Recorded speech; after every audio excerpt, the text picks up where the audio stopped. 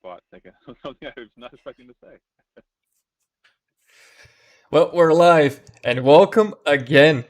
Brett Booth, you were my very first guest when I first started listening. You're our first returning guest, and we have some pretty big news to talk about. So, first things off, calls like the McFarlane Code don't happen overnight. They start with success, and especially recently, you've had a lot of it. Could you run us through real quick about all your recent successes with the X books and the Marvel covers, and even Flash Forward? Uh, well, yeah, it's like I was working at DC for a while, and then my contract expired, and then they were like, well, we don't really have anything, and so I started looking for other work. Started working on Valiant and Bloodshot, and then like 2 months later, the week after, I was at a show with like all the DC people, and none of them came up to talk to me. None of them. Dan DiDio, the editors who were on the book, nothing. No, except for Scott Williams. He came up and he came up and talked to me, and I had no idea that they were planning any flashing, and I don't think that they had anything like concrete. But the next week, they sent me an email on like Friday at like 4 o'clock in the afternoon. Hey, you interested in doing this miniseries? And I was like on issue 2 of Bloodshot, and I was like, oh geez, I don't want to bail on the Valiant book. It's kind of like a crap move. Yeah. But they weren't paying on time. Checks were always late, and I was getting kind of frustrated. And so I was trying to figure out the schedule, and I was like, well, I could technically do both. And so I did, and that was just a a big learning kind of it wasn't like a big curve. It's just kind of getting on keeping a schedule. That you have to keep a schedule, and you can't like screw it up. And it actually helped me kind of speed up a little bit. You basically learn how to see the mistakes earlier on. So if there's going to be something that's going to be a problem on a page, you kind of correct it closer to the beginning. So there's only like a few, because usually when you do a book, it's usually like a page or two. That'll take me like 2 days because I don't like the first one, and then I'll trash it and I'll redraw it. And I couldn't do that. So I had to basically make sure everything worked. so Also, you but weren't so that and you that was a big weren't help. So I mean, you weren't afforded the luxury of going thumbnails first for them to be accepted. You just went straight in. oh, I always do thumbnails, but I don't have to turn them in. I'm one of those few guys who can just go to the board or just do my thumbnail on the paper and then just transfer it to the board. I don't have to get approvals. Oh, that So okay. if That literally that I is screw up nice. something that it's something that I don't like this page doesn't look good to me, I trash it and then start over. That poor so anchor who's halfway through the first page and gets a new page to replace the current one. yeah, well, there is that stuff too, where they're like, "Hey, we decided to change this," and it's like, and so I was like, "You guys can't do that," like, because they will do that occasionally. It's like Oh Titans boy. one, I had to redraw like 10 pages or something like that because they decided to change the Jesus. story, and I was like, "You can't do that here. You can't have that." So I managed to get everything done. Actually, I finished early on everything. I finished both projects up early, so I managed to get 6 issues. Originally, I was supposed to take a break on Bloodshot after issue 6, anyways. So it was supposed to be like 6 issues, fill an issue or two, and then I would go back to it. So I finished that up, uh, both the projects up, and then they asked me to do this Flash, like 10 pager for the Flash 750. Got that done, and then they asked me to do uh, the Free Comic Book Day for last year. And they're going to take the Flash 750 story, and they added how many pages, so like 6 or 8 or some 8 more pages. And I finished that. The next week, I got offered a Wally Flash book. Which, Oh. so yeah, I was starting on. I just started working on Bloodshot 10, but I wasn't getting paid again, so I was like, that's it. I'm done with Bloodshot. And And they never pay me any royalties for the issue 1 too. So I'm kind Wait, of they pissed. didn't? What the Every fuck? time I ask, yeah, yeah, I've asked repeatedly, and they just kind of either ignore me or say, "Oh, it hasn't made that much, it hasn't done that." And I think it sold 47,000 copies at least with like the first run at Diamond. So the cutoff is 35. So I know you guys owe me money. Uh, so I'm not happy with that. I know they're having some issues now though. So, but so then like I get the wallet thing. I tell them that I'm done with Bloodshot as of issue 10. So I'm gonna finish that up. And then 2 days later, they get rid of Dan at DC because he's the one who approved the Wally thing.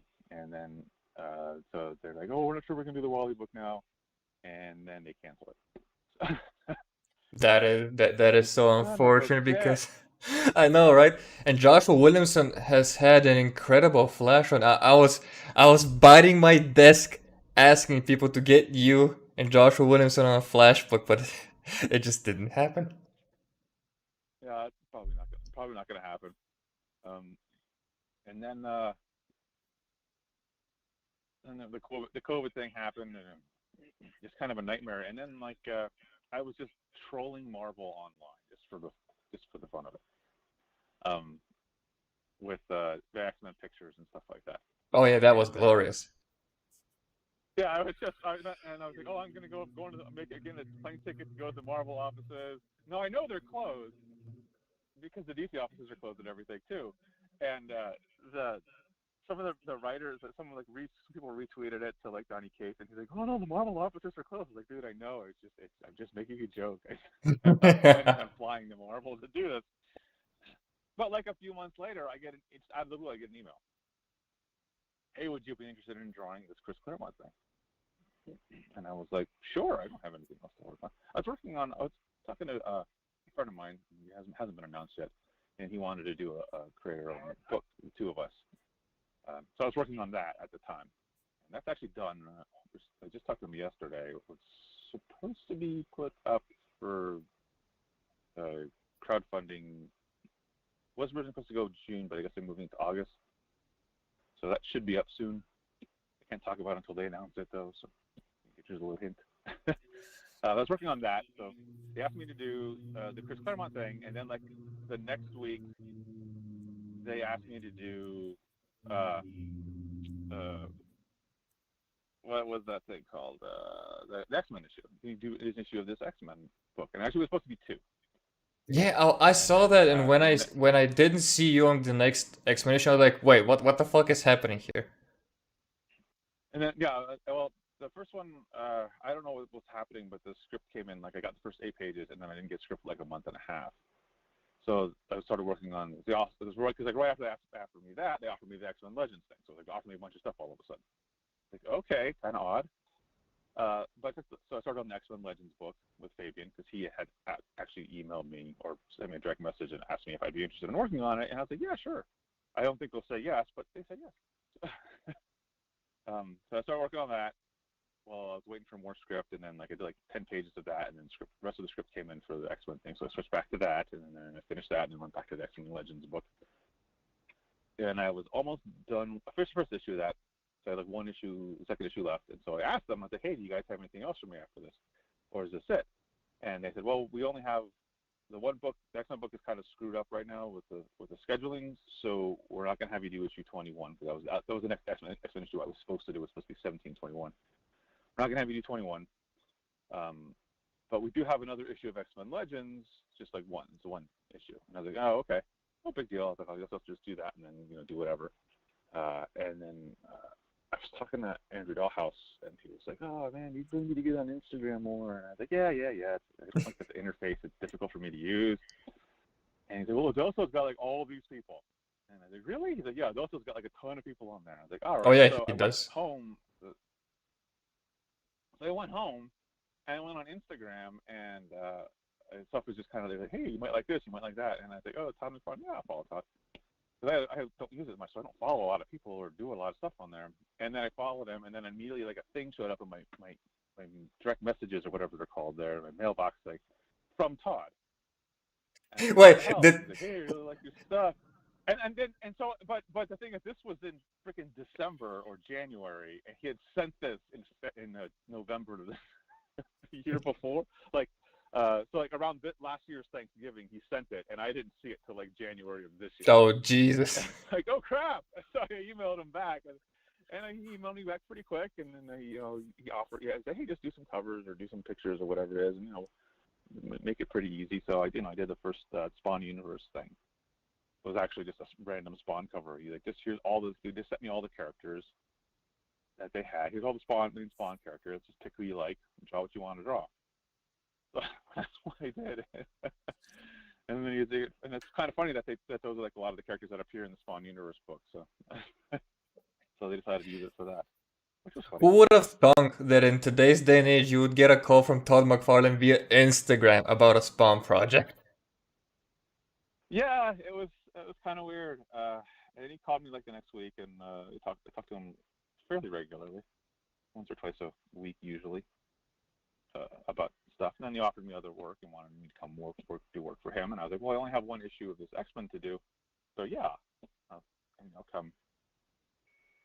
Did Originally, I was supposed to do like three issues of this one project, and we shrunk it down to like one issue to kind of test the waters and see. And then so I was like, oh, I can have work till March, and then I finished the one X-Men book, talked to the other writer for the one project that's going to be coming up, and he's like, yeah, let's just do one right now, and then we'll see, because I know he's busy doing some other stuff too.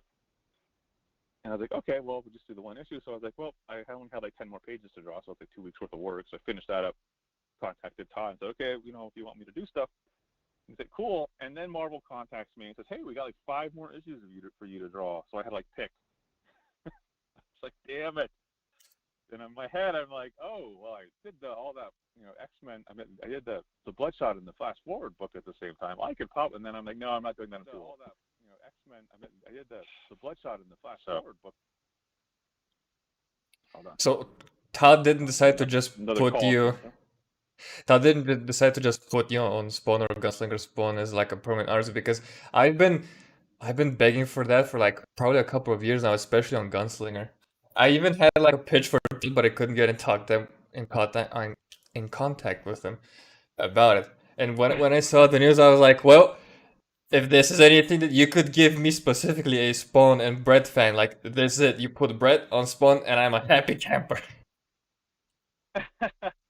No, well, it's kind of funny. We were talking, and he was like talking about the Gunslinger guy, and he was like, yeah, we're doing some stuff with him, and I'm looking for some artists, but like they can't quite do this right, or they can't quite do that right. And I was like, yeah, okay. And I was supposed to do a Patreon image that day. So after I talked to Todd, I was like, oh, well, I just draw this Gunslinger guy. And it actually took me a bit to actually get like the attitude right for the character, and I have like a bunch of like little quick roughs I did that I just didn't like. And then I finally got one that I did like, and I was like, oh, okay. And I do it sideways on a board, quick, and for shits and giggles, I snapped a picture of it and sent it to Todd. And like the next week, he's like, hey, will you do this Gunslinger thing in Spawn Universe for me?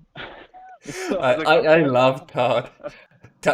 The best thing about Todd is when he sees something that he loves and that he likes, he's ready to put it in. He's like, hey, you draw an awesome Spawn. Let's do some awesome Spawn. Yeah, he's pretty much like, hey, I like that. I want to use that. That's basically his. It's kind of like me when I'm on Twitter, when I see a cool picture and I retweet it. Ooh, that's cool. I'm just retweeting that. Yeah, and Todd's like, oh, I like that. I'm gonna put that in. I'm gonna put that in. It seems to me that for the past year or so, after 300, Todd has had the excuse to bring in literally anyone he likes just so he can play around and ink them. Yeah, that's kind of funny too. He actually tells me to not put so much stuff on the page. He's like, don't draw so much stuff. He does that a lot. With all the pages I turn in, but it's like I don't know who's inking this. Like when he offered me the Gunslinger thing, and I for Spawn Universe, and I drew it, I didn't know who was inking it. I just assumed it wasn't him. I figured he was just going to do covers, and then he's like, oh no, he's going to ink some of that. So he's like, don't draw so much stuff. I was like, well, if it's like someone who I don't know is inking it, I have to draw all the stuff because it needs to be there. So, but Todd actually adds stuff, which is kind of funny. You're like, well, there's too much stuff on it. Don't add anything. But he does add, he does all Todd things and stuff in there. So, I mean, I just saw, I've seen all of the Gunslinger Spawn Universe stuff. There's like one page I haven't seen colored yet. But him and Adelso Corona are inking that.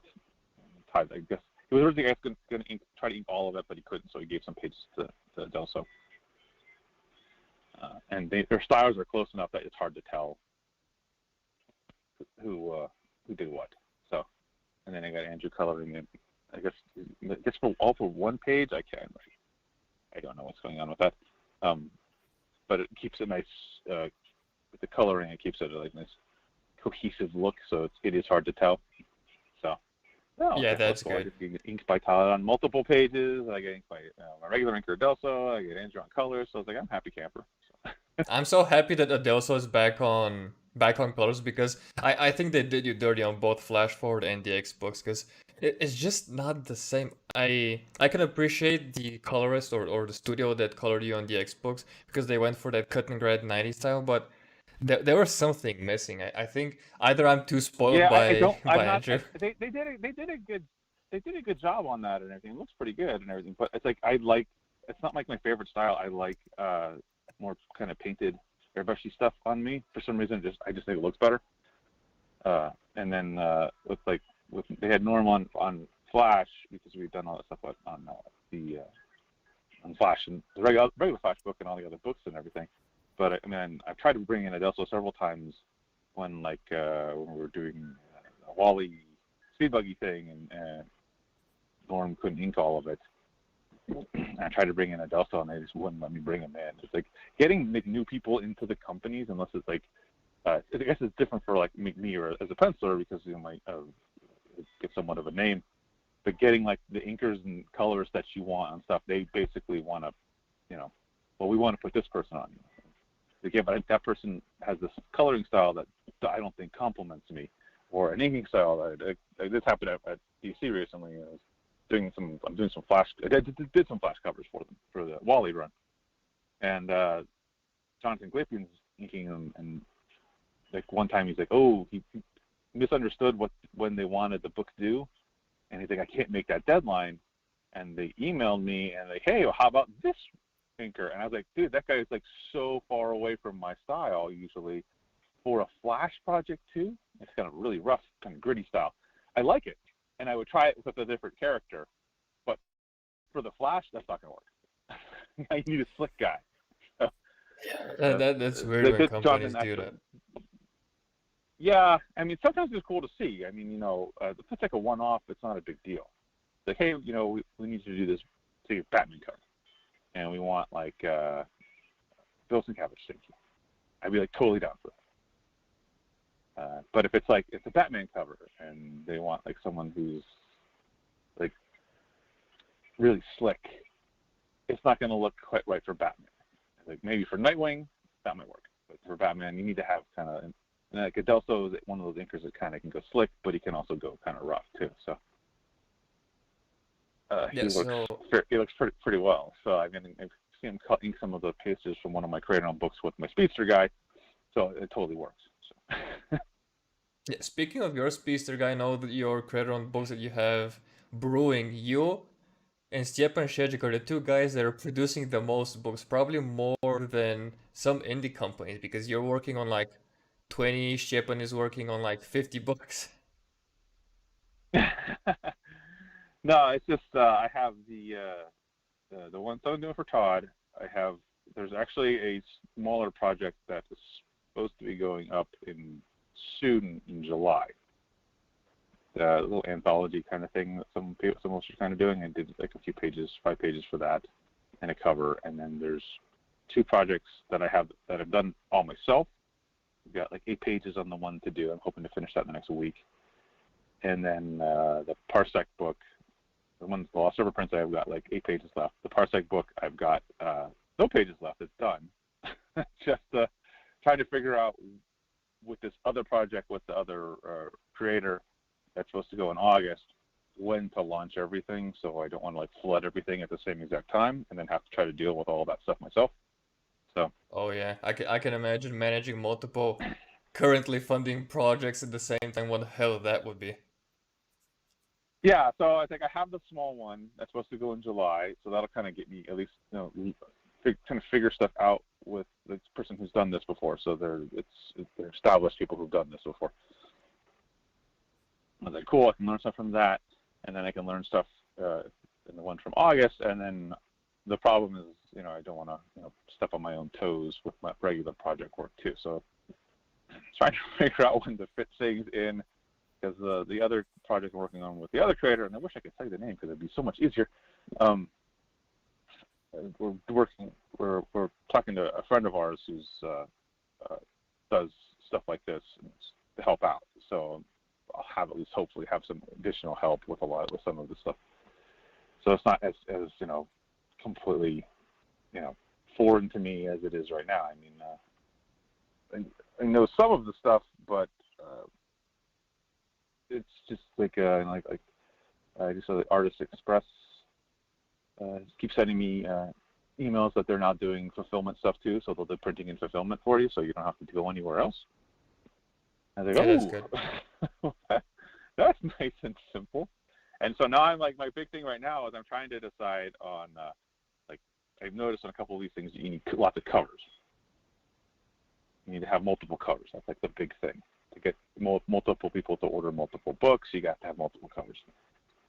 So I'm wondering, I had 3 planned. I have the 3 to draw on for the one project, the Lost Serpent Prince, and because it's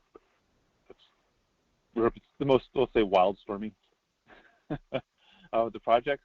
I know that the Wildstorm fans are really interested in that one, so I kind of bumped that one up to the head of the line.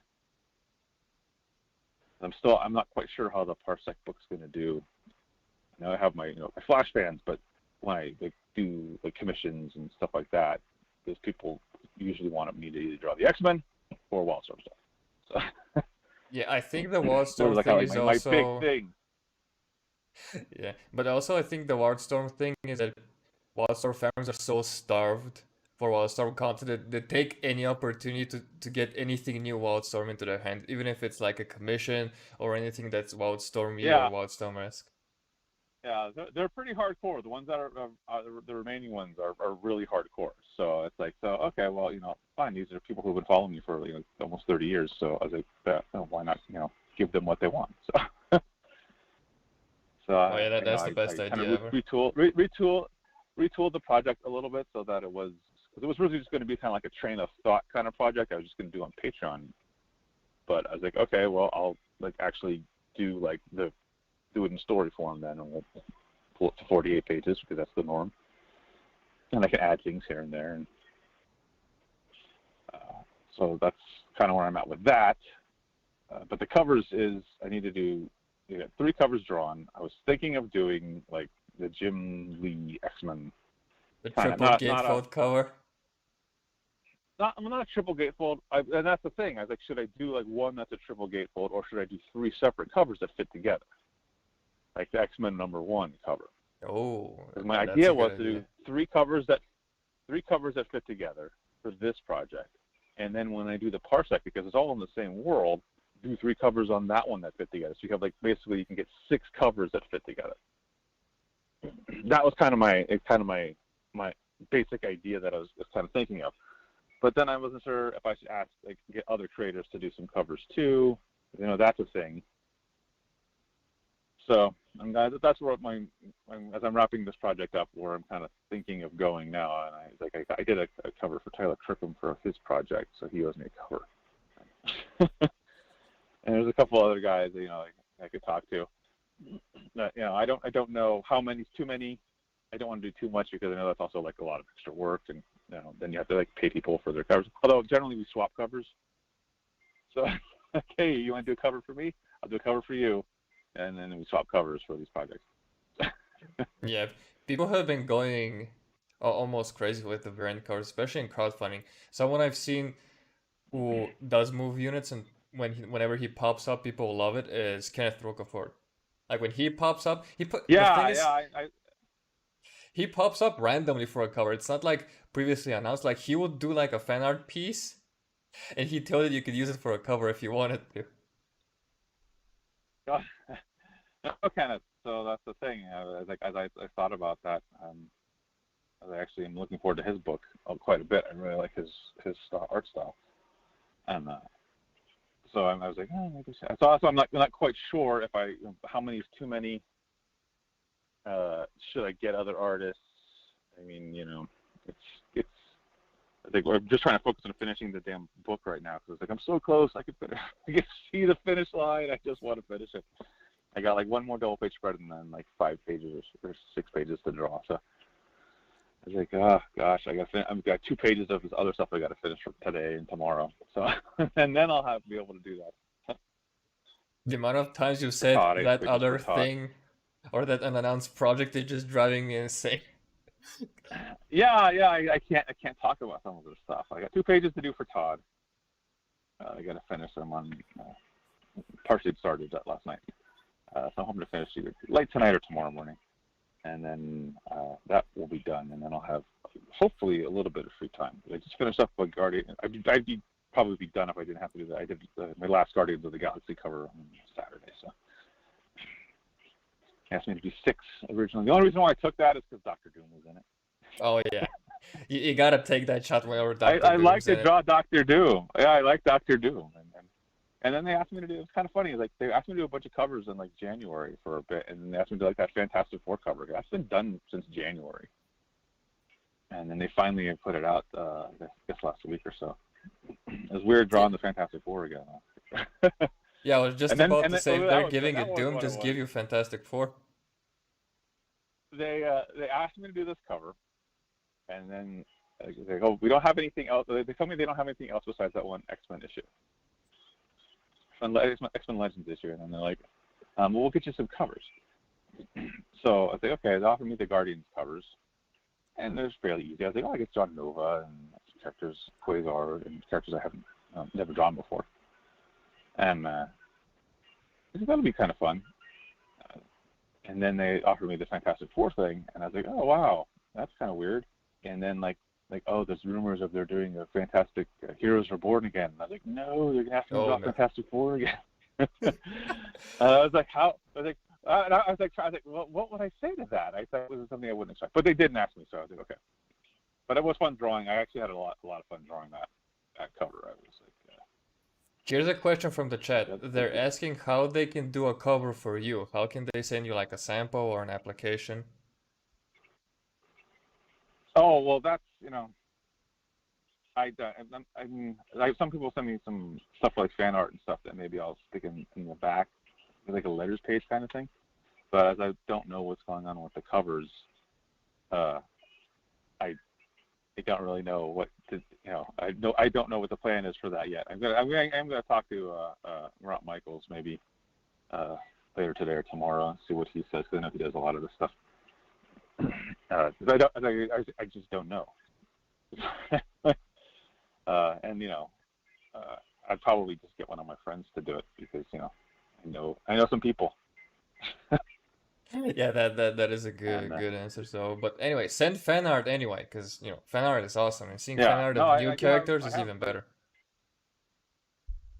well, of fan art of my character. You can send me you can send your characters. I'm on Twitter, so you can just send me your characters, to look at. I'll happy to retweet them and stuff. I won't use them because they're your characters, but that's the other thing. Is like I can't use if you put like your character in there. I really can't use it for unless unless it is for like a fan art page kind of thing. I can't use that on the cover or anything like that because the copyright stuff makes things difficult. Yeah, I So can see you got to that. be careful about that kind of stuff. Oh yeah, you don't want someone knocking on your door being like, "Hey there, buddy." Yeah, that's why writers can't read your scripts and stuff. If it's like their characters or something like that, they can't read your scripts because they'll they'll be accused of stealing it if they have something that's similar. And then if you have something that's similar, then you have to trash it, and you don't want to have to trash it because someone sent you something that's vaguely similar, but isn't Oh yeah. actually that. When you get to the nitty gritty, it's actually pretty different. I see that a lot. It's like if a character with like the dinosaur and stuff, it's kind of a spoofy kind of thing on Tarzan and that kind of genre, Jungle Man kind of thing. And I call it Kevin of the Ape Men because it's not supposed to be serious. And then someone else, what was it? John Layman and the guy who draws like Art Adams. What's his name? They have a book where it's like in the Bermuda Triangle, and there's like some dinosaurs in there, and your friend's like, it's a similar idea. They have your idea, and I was looked at it, I was like, it's not the same thing at all. Like it's fine. Yes, It's fine. thankfully. There's a lot of these ideas. If you actually go back and like through like writing and short stories and stuff, there's a ton of stuff like that. And actually, I was just watching something the other day where there's like, like the Lost World, the original one, where they go and find like living dinosaurs that are still alive today. That actually was like a really common trope and short story kind of idea at the beginning of the 1900s. So there's a ton of stuff besides that. There's one I just read where there was one in Alaska where they have hunters finding this dinosaur. And the interesting thing I thought about it, it had like furry like bristles on it. I was like, oh, that's cool. That actually matches with like modern stuff. But the dinosaur was the Ceratosaurus, and it's like they're saying it's 50 feet long. It's like, well, they were like 25, maybe 30 feet long. There's possibly one that is maybe 30, 35 feet long. But they're also, Jurassic. So you have 65 million years from where we are now to the end of the Cretaceous, and then you have to go from the Cretaceous to the Jurassic, which I think is another 90 million years. So that's like, like 150 million years between us and when that thing was supposed to be have lived. And there's been no fossils or any finds of anything like that from the 150 million years to the present time. That's a huge period of not finding stuff. Yeah, here's a very interesting question. Go ahead. Here's a very interesting question from the chat.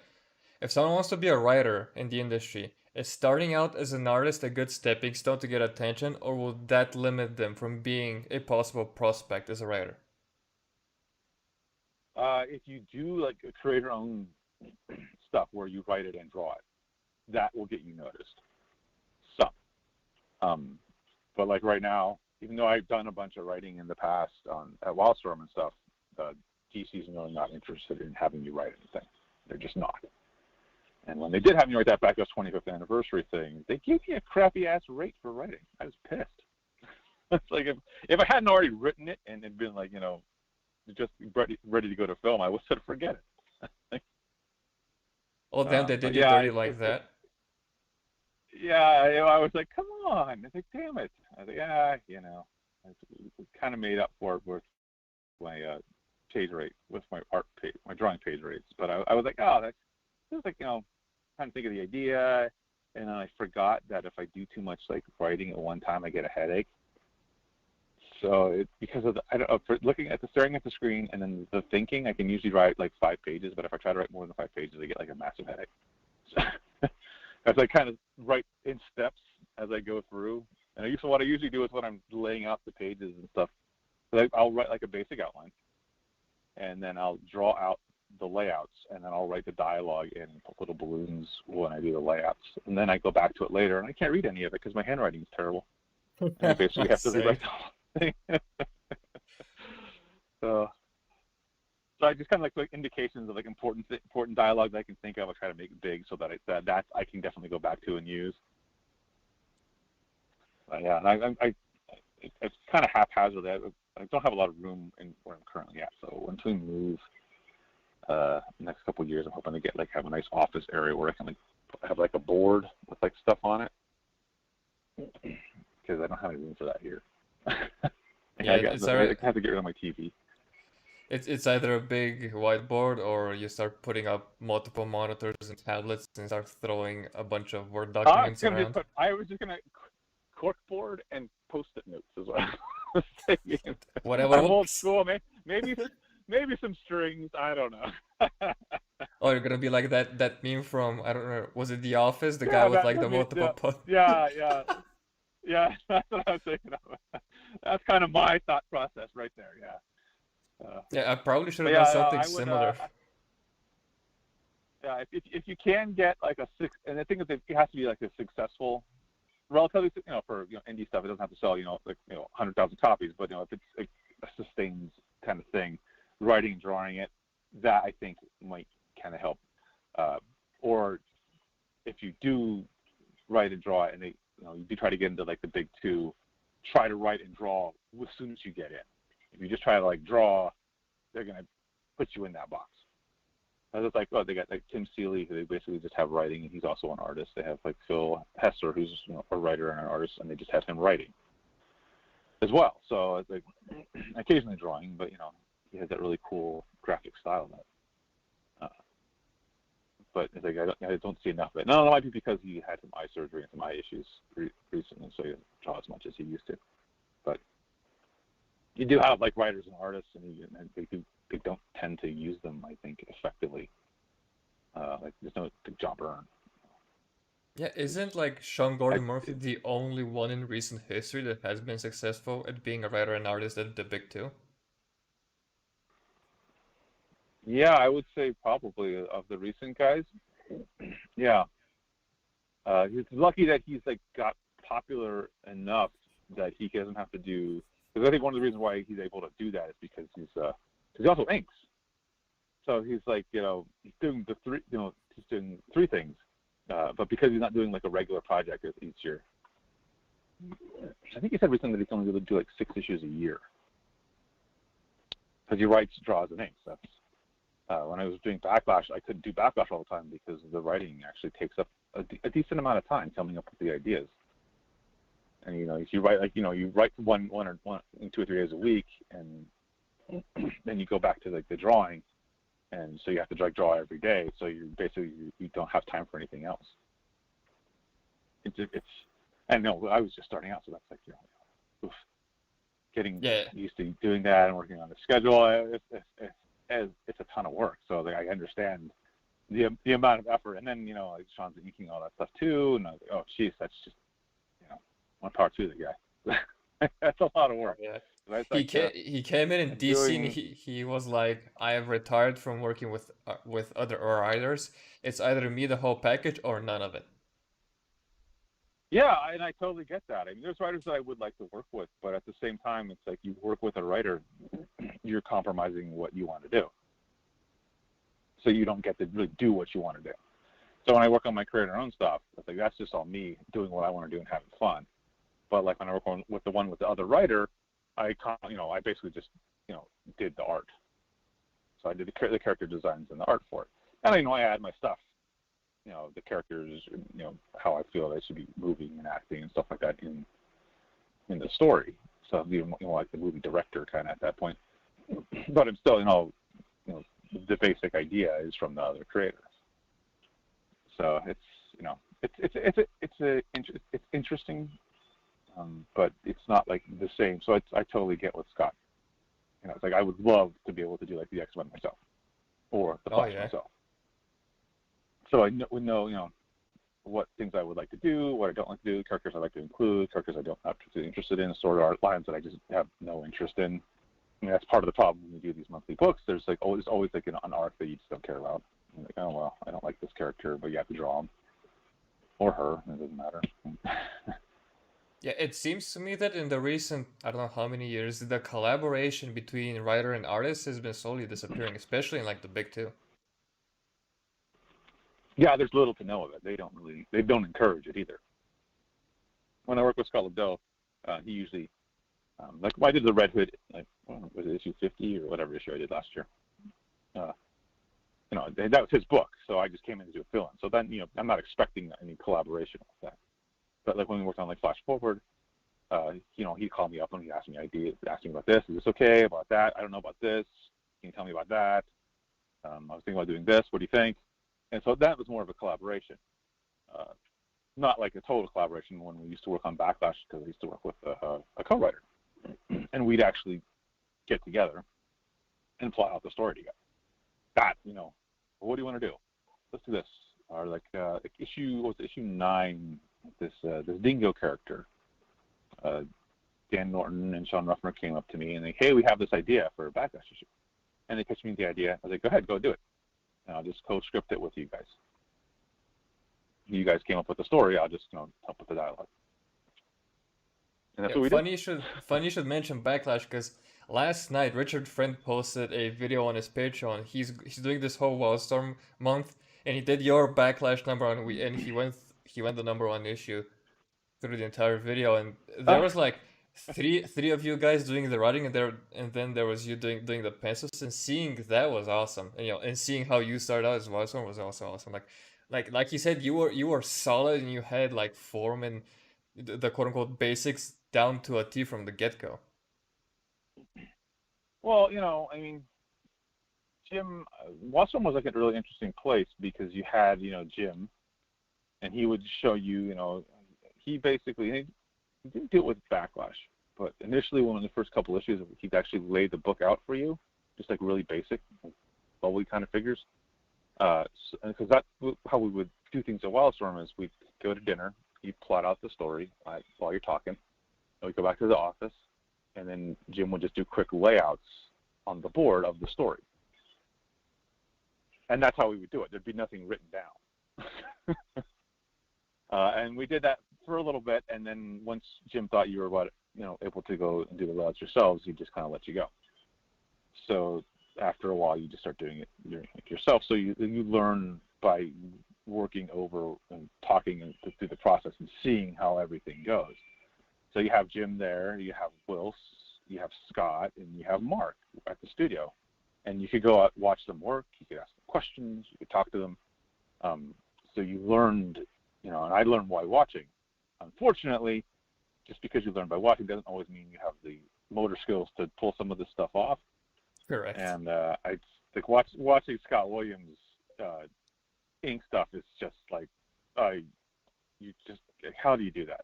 And then like now, like Cassandra Hope came in at Wildstorm too, and she does some of that stuff, and you're like, you just stop it, you two, just stop it.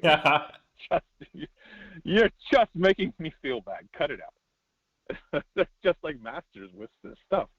But yeah, Richard was there too, and Alex Garner and Sal Redwood, who I talked to last week. He's like, I guess he broke his wrist a couple years ago, so he's can't traditionally anymore, and so he's trying to ink digitally. So I'm sending him some files and stuff like that so he can practice doing that. Yeah, well, Sal's kind of a funny guy. He's like, he did playing soccer. And he's one of those guys who like, even though he's like not a professional, he like plays like he's a professional. So he's like all in when he plays like basketball or soccer. It's like, dude, you're gonna break your fucking wrist, and then he breaks his wrist. He broke his leg a couple years ago before that. I was like, dude, you gotta calm down. You gotta calm down. Protect your arm, and then. Oh yeah, you need that thing to grow. First started at Wildstorm. Well, when we first started at Wildstorm, like Scott Clark, he's a big sports guy. Like to play basketball, and so we go play basketball every now and then. But it's like you can't be like really serious in that because he's like, I'm not going to break or ruin my hand at 20 playing basketball. So it's like I'll play, but it's not going to be like all in. But Sal was one of the all in guys. But I remember when I first was at Wildstorm, we had a tag football game. The whole studio went out and played, and we were sore for weeks. And the thing is, I was before that I played basketball every single night. Me and my friends would go and play basketball for about an hour or two, and so I was in shape. But apparently, I was only in shape for basketball. I was not in shape for football. Oh I was no. freaking sore. And we used to have these stairs that we had. There was an elevator at the first Wildstorm Studios in Mira Mesa. There was an elevator that no one would take because we're young. We'll go up the back steps because it's right by the studio door. But we wound up taking the elevator half the time because no one could walk up the stairs. We were so sore. That whole Wildstorm environment sounds like such fun chaos and such trial by fire environment that I feel like it's so sorely missed nowadays, and that's why we haven't seen so many breakout artists. Yeah, well, there's that, and I do think that the DC, not as much DC, but Marvel, definitely, they're not really interested in doing stuff with the artists. They don't want another Image Exodus. Oh yeah, last time they screwed some artists over. They paid big time for it. Yeah, they don't want that because it's going to take away from them because they're the top guys. Because for a while, if Image had managed to get its shit together and get those damn books out on time, they probably would have Yeah. been way more successful for way longer. Uh, no, part of the chaos is one of the reasons why the books didn't come out on time. It's unfortunate because you know there's like the fans are there still. I think Yeah, I maybe see not them as every day. as as as many, but yeah, they're still. Like, still surprised. I thought it'd be kind of one of those things where it's like one of those other companies, like is it Continuity or stuff where like no one really knows who the characters are. Now, I'm still a fan of it, but Yeah, but apparently hopefully it there. wasn't enough. Yeah, hopefully there are more sleeper fans who just want something new from like Wildstorm and stuff, and when they hear, oh, Red Bull's doing a Wildstorm-esque book, and they come in rushing. Yeah, yeah. Well, it's kind of funny. It's like the Backlash character, like it wasn't he like the design, the basic design and everything predates Wildstorm by like a year or two. He's just a character I was messing with, and it brought to Wildstorm. And Jim liked the design, so he was like, "Hey, well, let's take this character and we'll do this with him." So he modified the design. Uh, so like I know DC owns all that stuff, so I can't use any of it. And I was like, "Well, what could I do?" And Jesus, calls. Like, what could I do? With something similar. And so I like went back like the original idea. The original idea, the character was a vampire. He's a superhero vampire. Uh, and I liked Spider-Man's black costume a lot. So that's why his costume's black and he's white. But they modified all that. So I just basically took like my original stuff and just created a bunch of new shit, kind of mashed an old character together. So even though his personality-wise he's not like the character at all, there's the visual some visual similarities. But you want to pull some of that stuff to kind of get the fans. No, yeah. You know, so The, I the, want yeah. No, the the, original design had a there's big snake on him. So oh, I see. There's something to be said about the Wildstorm language because whenever you see, even today, whenever we see you guys do your magic, it's still recognizable. Like you can see that, oh, Sandra Hope, the Q-Birds, Rich Friend, and all these guys, that they're still recognizable. And whatever that chaos was, it yeah, made some magic. yeah. Well, I mean that was part of it. Like Jim, there's like a house style, but Jim did encourage us to kind of go and kind of branch out and do our own things. He's like, we basically he was like, solidify, like the base style, solidify that so that you know the basics and stuff like that, and then you can start experimenting with other things. So Travis Shuras came in shortly after meeting Jeff and them were there, and he just kind of came in and blew everybody away. So everybody's like, oh man, his rendering and his detail. Oh We all yeah, started kind of I've heard copying a some little bit of that. stories. So everything got over rendered for a while, and and we pulled back. And Jeff was really interested. As a real big Art Adams fan. So was I. And then he added in kind of a little bit of anime, manga stuff, and then some of the kind of Disney kind of cartoony flair with the eyes and stuff like that. And came up with that really cool style that he's been able to capitalize on for like 25 years now. So No, yeah. Back on the Spawn project, can you tell us specifically what you're doing? Like, are you doing just Spawn Universe, like the few Gunslinger pages, or are you doing I'm doing anything? more. There's this. I'm doing the 6-page Gunslinger story in Spawn Universe, and then I'm doing 2 additional pages in the main story. And then I can't. I'm doing some stuff in the King Spawn, which is done. There's 5 pages in that, the story in that, and then I'm finishing up another story that might be in Gunslinger 1. What I'm doing permanently, we're still talking about, but hopefully we'll have some announcement probably in the next couple months. Hopefully, because And I it'll be just like want to start stacking up Spawn work by it'll you. be regular stuff. It'll be regular stuff. It'll be like a regular project. I hope it isn't. We're It's still trying not to figure the out. I hope it's not the six issues on, 6 issues off thing, because I know that people need breaks, especially people that work as hard and as much as you. But seeing that 6 issues on and off thing, it just bugs me as a reader, because I just want that one visual language. Just give me Brett Booth for like at least 12 issues straight. Yeah, that's actually my plan. 12 issues at least straight. So I'm hoping that we can do that. I'm not planning the 6 issues on and 6 issues off thing. If I do any sort of fill-ins, it'll be like an issue or two. I don't like to do the fill-ins. So. Yeah, yeah. Tell Todd I'm all It's like there a for if. personal. It's a personal affront to me. It's like you're not fat. You're like you're lazy. Oh, yeah, So yeah. I can see that angle being a thing. yeah. So, but they got to figure out. Because start working on that once we figure something out. Hopefully soon. They were trying to get the universe book out. I think this week or next week. So they're a little bit rushed before we start on the next project. So Yeah, here's a that's why I'm very hoping to get interesting. that one. Okay. Here's a very interesting and spicy question from the chat. What was your opinion or thoughts on the whole Campbell fixing thing in the male gaze drama that went down like a couple of weeks ago? I was with Jeff on that. I like look, certain people are gonna just gravitate towards different things, and just because you don't like something doesn't mean that it's bad or wrong, unless it's like something terribly killing people and shit like that. It's a picture, and it's an older picture, uh, and people like that kind of style.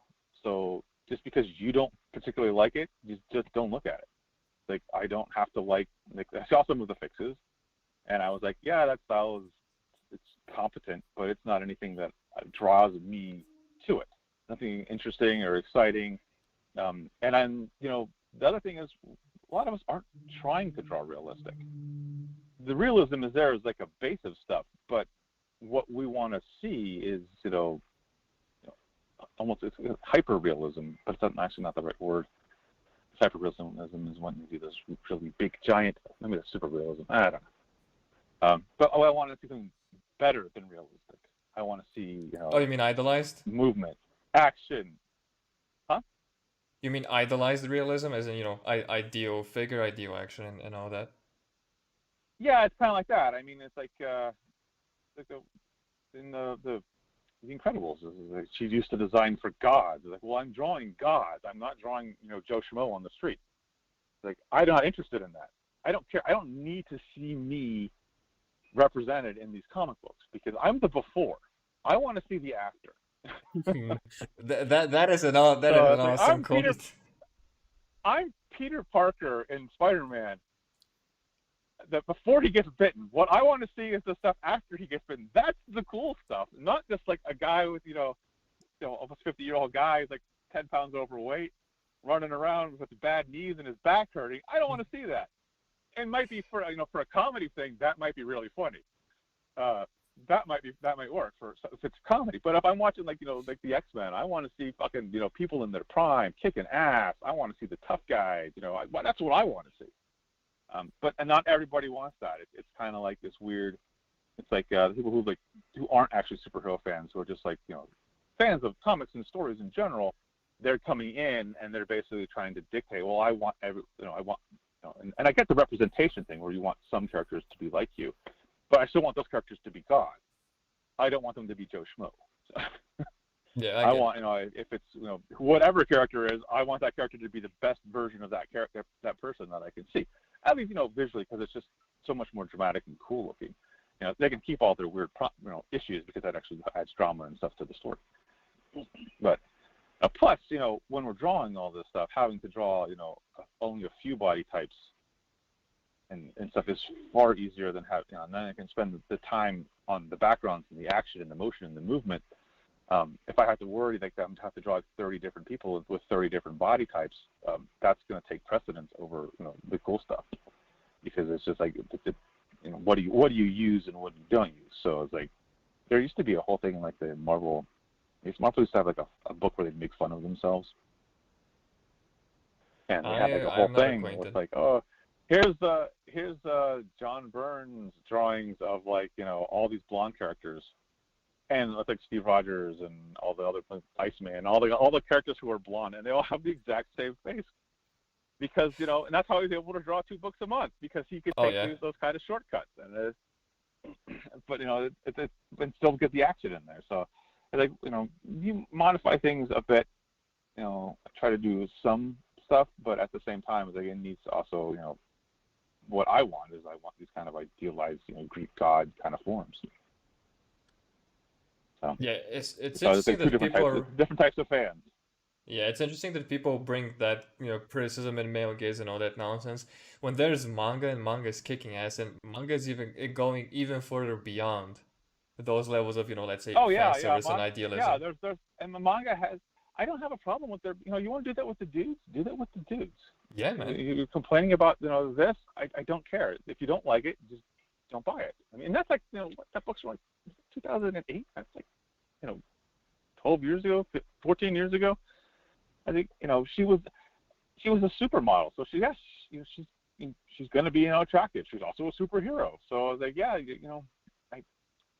I don't know. I was like, Jeff draws in his specific style, so then they're criticizing some of the stuff. It's like, well, that's you take the character, you draw your kind of realistic character, and then you modify it with specific quirks that you like, and that kind of makes your style. So that's like looks like one of Jeff's pictures. I was like, I don't really know what the problem is.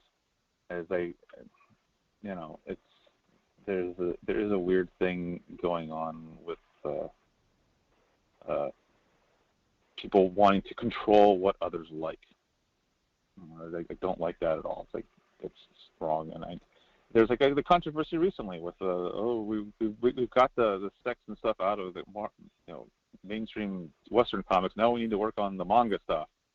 Oh And I was yeah. like, have you seen manga? Have you seen the mainstream stuff? Because if you actually go and look at a lot of the stuff, that's still there. I mean, there's still Dynamite and what's the other one? There's one that They do does like a version the of the fairy fairy tale tale. stuff. Yeah, that one. Yeah, they do the fairy Zenoscope. Zenoscope does stuff, That, and it's like, that there we go. and that, like, like, yeah, you don't have, you don't go. Well, we can't have that. It's like, why can't we have that? It doesn't affect you. Don't buy it. Yeah. Just leave it alone. Let it be its own thing. If you want to do dudes like that or whatever the hell you want to do that, whatever. I don't care. Furries, whatever. Have fun. It doesn't really affect you in any way, shape, or form. And they do know now that the people who actually cause problems with people's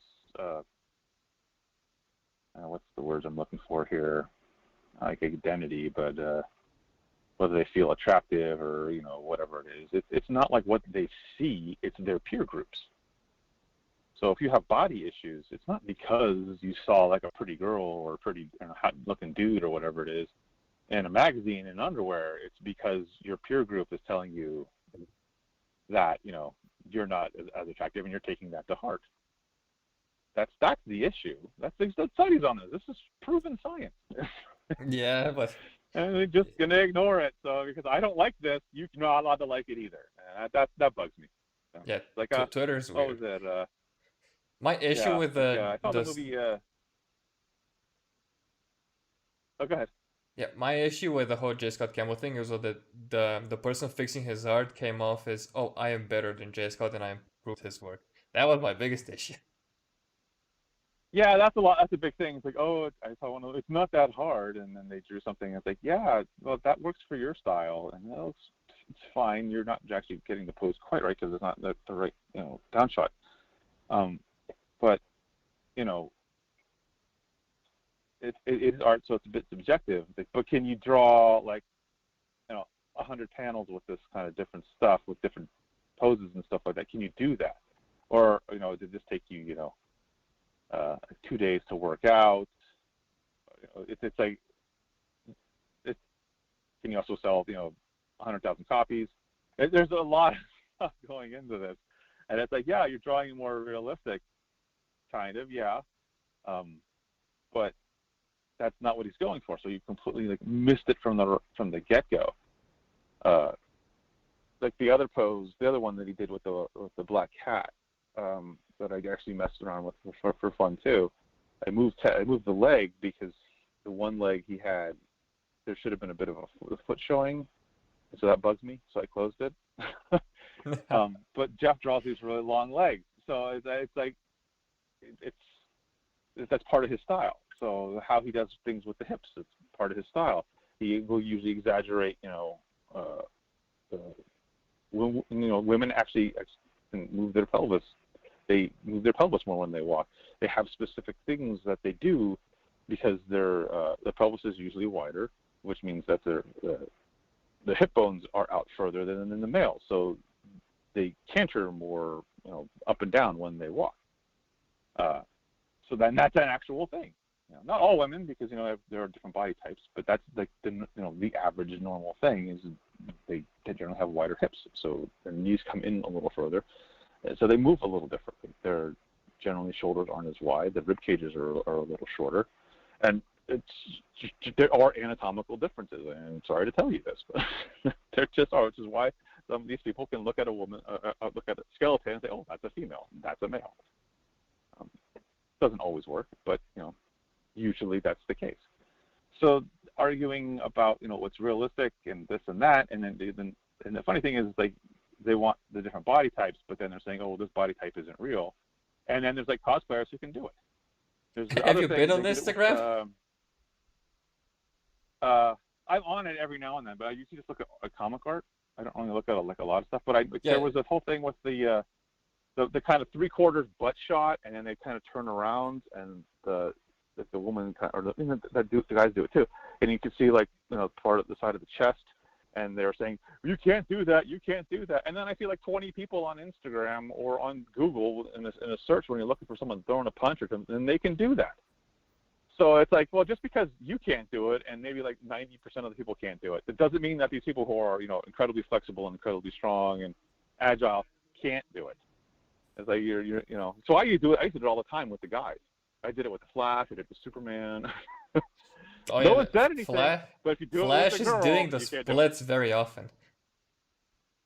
Yeah. It's like, and I do it just to kind of poke fun and make a joke, but no one said anything. That's okay.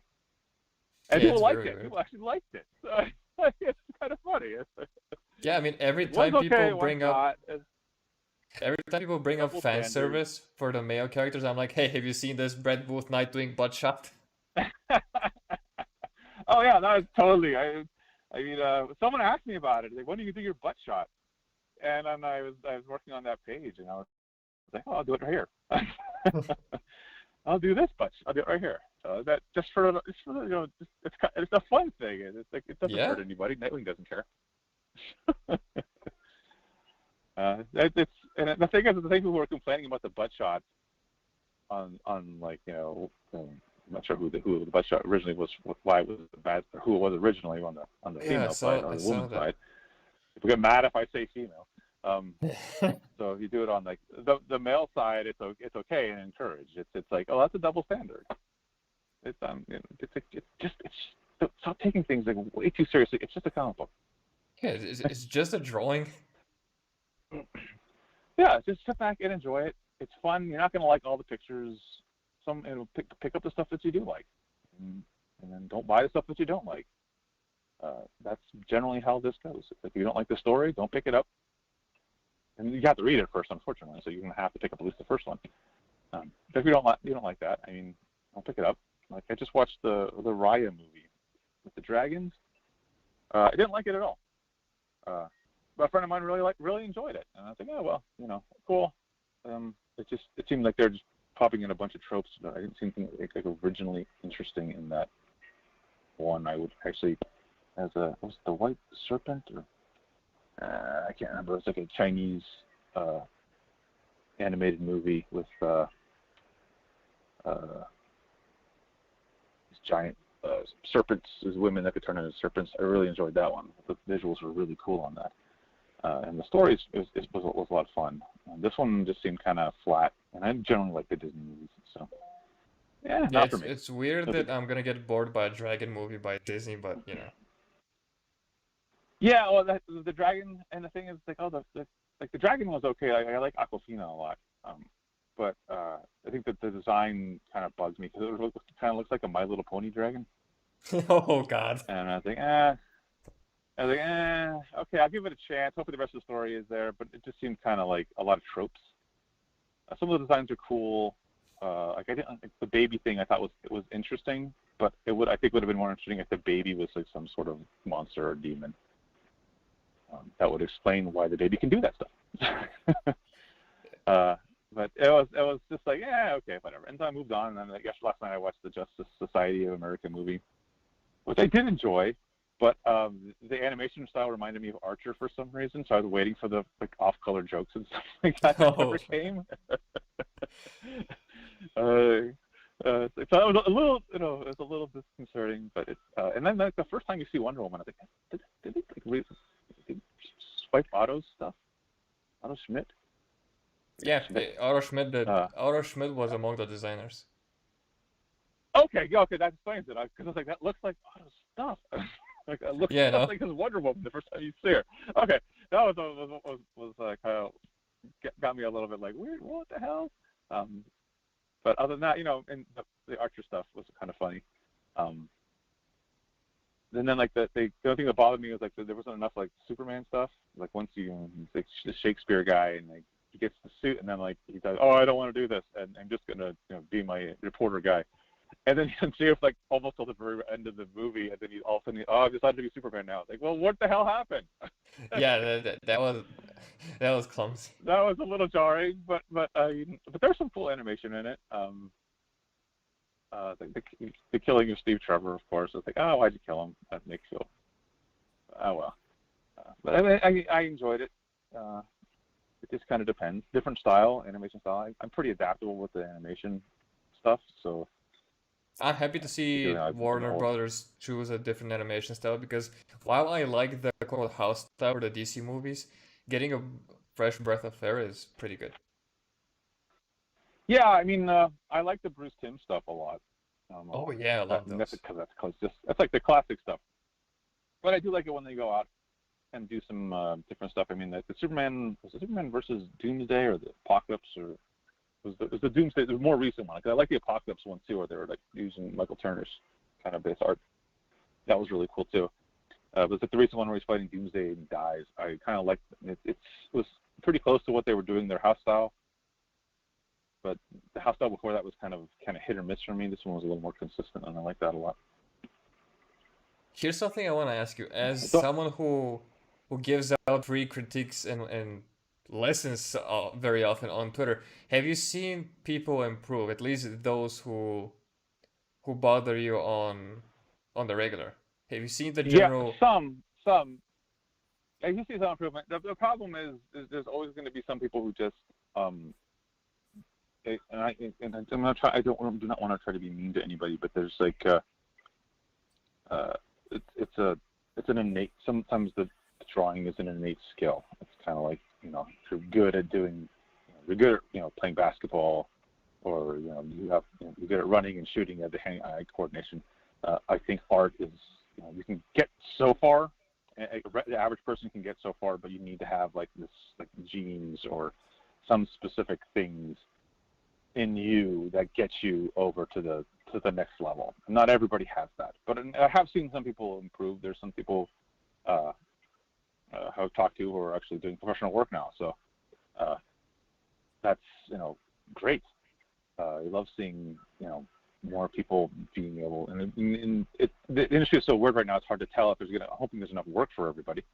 But it seems like Oh that yeah. the COVID thing seems to kind of be mostly over with the comics. So at least the companies are all pretty much open and stuff.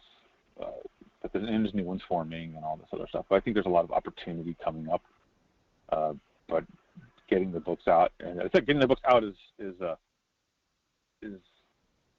easier but more difficult too. It's not only more difficult, it's easy, but still difficult. Money is still the biggest problem.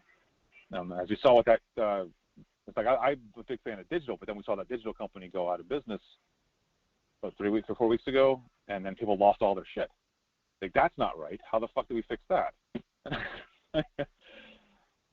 That's I mean, uh, for that, the that big that's two that, is that's easy. They just gotta put their own digital platform like the Shonen Jump app that yeah, yeah. Well, that's the thing, and this is what drives me up the wall about Image. I was like, Image has, they're still doing, I don't know what the costs are, but the cost used to be, it was like $2,500 initially.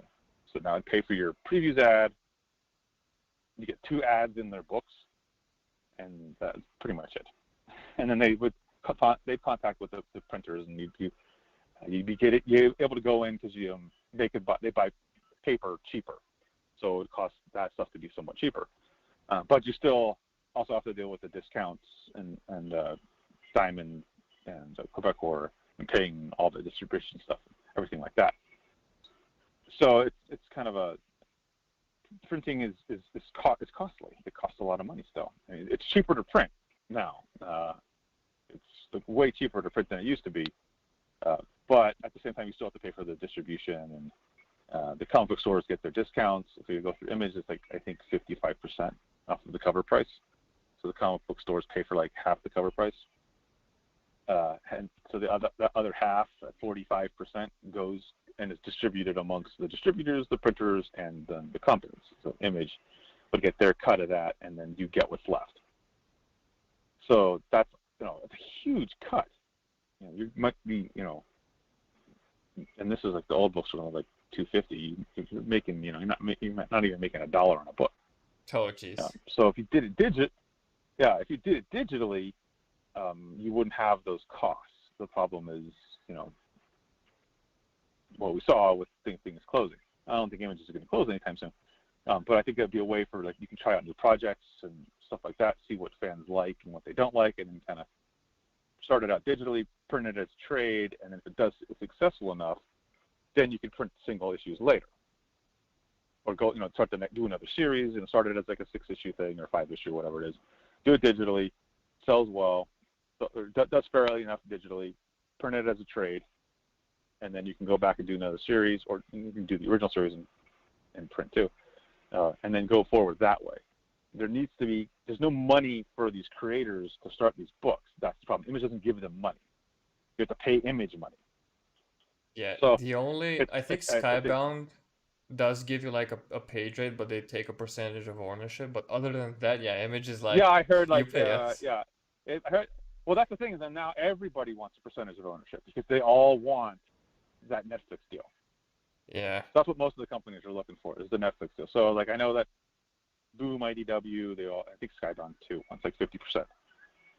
And it's like, I'm not willing to give up 50% of my properties because that is. So I can't have Backlash back. I have a character that people like that I can't use, that I have ideas for because DC doesn't want to do anything with it. Yeah, that is stupid. And it's just it's frustrating as hell. It's like I can't do anything. So it's like, oh well, I'll just create my own universe of characters. Like, I couldn't do Wally, so I made a speedster. My own speedster. Screw you guys, I'll do it myself. So. Yeah, basically that, and I love Parsec design. It is amazing. It's somewhat. He has like one, and then he gets that damaged, and then he has multiple ones in the book. There's a joke. So I take a whole page for a joke. But so he's got multiple costumes in there. At least he's got 3 in the first 50 pages. There's 3. But I simplified it a little bit. But I still like it. I like to draw the complicated stuff. So it's like it's not that big a deal. Todd's always yelling at me about the complicated. Simplify that. And like, no, I like that. I like going in and being able to noodle on stuff. That's kind of like my thing. Yeah, it's like from the Art Adams background. So and then Todd likes to noodle on stuff too. So it's funny that it comes from Todd. It's funny that Todd said it when he's the guy who run out of steam. Yeah, because he's like invented half of that stuff. Yeah, he's like, hey, don't do it. I did his artwork. Yeah, exactly. Yeah. But like, dude, I'm only like 10 years younger than you, so I know my limits on this stuff. So I can basically figure out.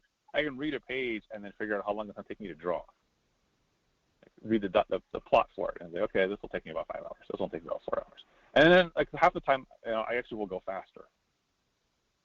because of that one year with the flash forward and the Bloodshot. I drew like 14 issues that year. Oh yeah, that Like is 14 issues worth of work, that and hasn't been so done it's in a like while. I know, and it's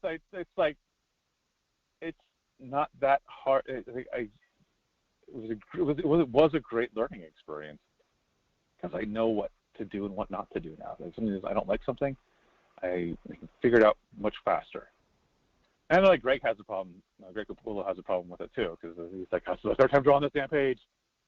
It wasn't right." And it's like, yeah, you look at the page, you show it to everybody else. So what I'll do is I'll like draw the page. I get mostly I don't like this. Scrap it. Pull another page in. I don't like this. Scrap it. Go back to the first one. Okay, if I change this, I can fix it. And then I actually did that on one of these pages for the Lost Super Prince. I like drawn this page and I was almost done with it. And I was like, I don't like it. I think I'm going to redraw it. And then I like went back to it like 6 months later because I've been doing all this other stuff in between. And it's one of the last pages of the book. And I was like, huh, it's that guy is wrong. And I erased him and redrew the layout. And I was like, okay, now it works. And I was able to finish it in like 3 hours. So I like saved myself some time. But sometimes you need, but I mean, if you're doing like a monthly book, you can't take 3 months or whatever. So Oh yeah. leave the thing on the side and go back to it. So you have to kind of. So what I usually do is if I'll get to like, okay, this looks good enough, and I scan it and send it off and see what I call the peanut gallery, see what everybody else says. And like, oh, that's awesome, it's great. Then I just leave it. If there's a problem, there usually isn't. Usually it's just me. But I think that's actually a good thing too, because you don't want your art to stagnate. You don't want to like go, oh, it's good enough, and then leave it. It's like you only do that occasionally. I always try to like, everything is. They try to do the best work I can on all the stuff, and I think that's what Todd's worried about is I'm going to burn out. Like I've been doing this for almost 30 years now, so. And you've been ran like a workhorse like the year with Flash Forward and what you call it and Bloodshot. I Yeah, that guess he one wasn't paying was attention. well, no, I was exhausted after that. That was a lot of work, and like when I was working like a month or two ago, I was doing these. I got asked to do. My art dealer was like, "Hey, would you do this? Would you do this?" And I was like, "Okay." Finally, relent to it and say, "Okay, I'll take 20 of these headshot kind of things." But I don't like to draw headshots, so I did like torsos. and he winds up. He's like, "I took a few more," and it's like 32. Oh So I God. was like trying to draw these in there, and then I had to do like I'd also agreed to do a thing for the Linda Blair's.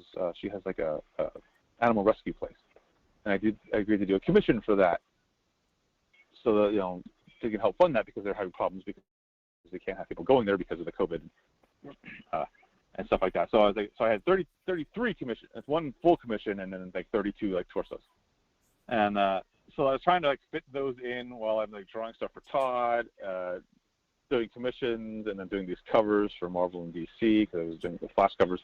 And like in 1 week, after I had just drawn like a Guardians cover and a Flash cover, I get this saying, "Hey, can you do this for the annual? Can you do this for this other one?" And I actually had to turn down 2 covers because I just couldn't fit them into the schedule because I had to finish these damn commissions.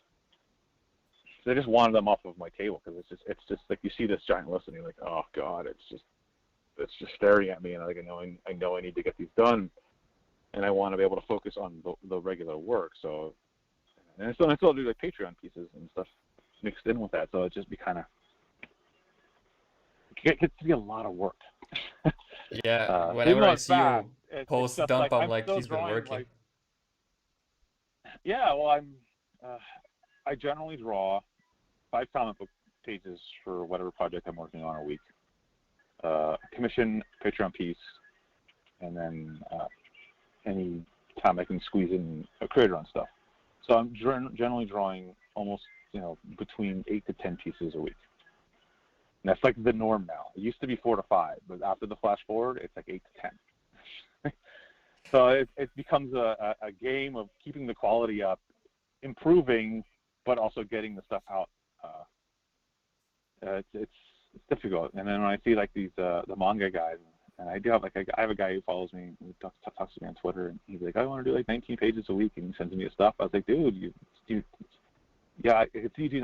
You can draw 19 pages, but it's like you don't have the basics yet. You need to practice the basics before you start getting to try to do the speed. Having the speed is good. If and that is a thing with artists. There are just some people who just kind of work real slow. They just can't work super fast. So if you have the speed and you have the skills, that's like, awesome. But I see all this manga stuff, and then so I'm gonna go back and I'm reading manga now, and I'm looking at it like, well, I can kind of see how they can get 19 pages in a week of that, because it's not, some of this isn't very complicated, and some of it's pretty rough. But then you see like their later work, and you're like, oh fuck, how the hell Yeah. they manage that? Like, how do they do that? So I'm like, because I've been wanting to do, the whole reason why I wanted to do the Patreon is so I could do a comic book on it. That's my whole point. That was the whole point of the damn thing. But Jess is like, no, commissions and this and that, and it's like, oh god, the commissions are just like a nightmare. I didn't realize that I had that many people on the commission list, and decided to close it. So I'm trying to get everybody's commission done now. It's my goal. I'm on the fourth one now, so it's gonna take a while.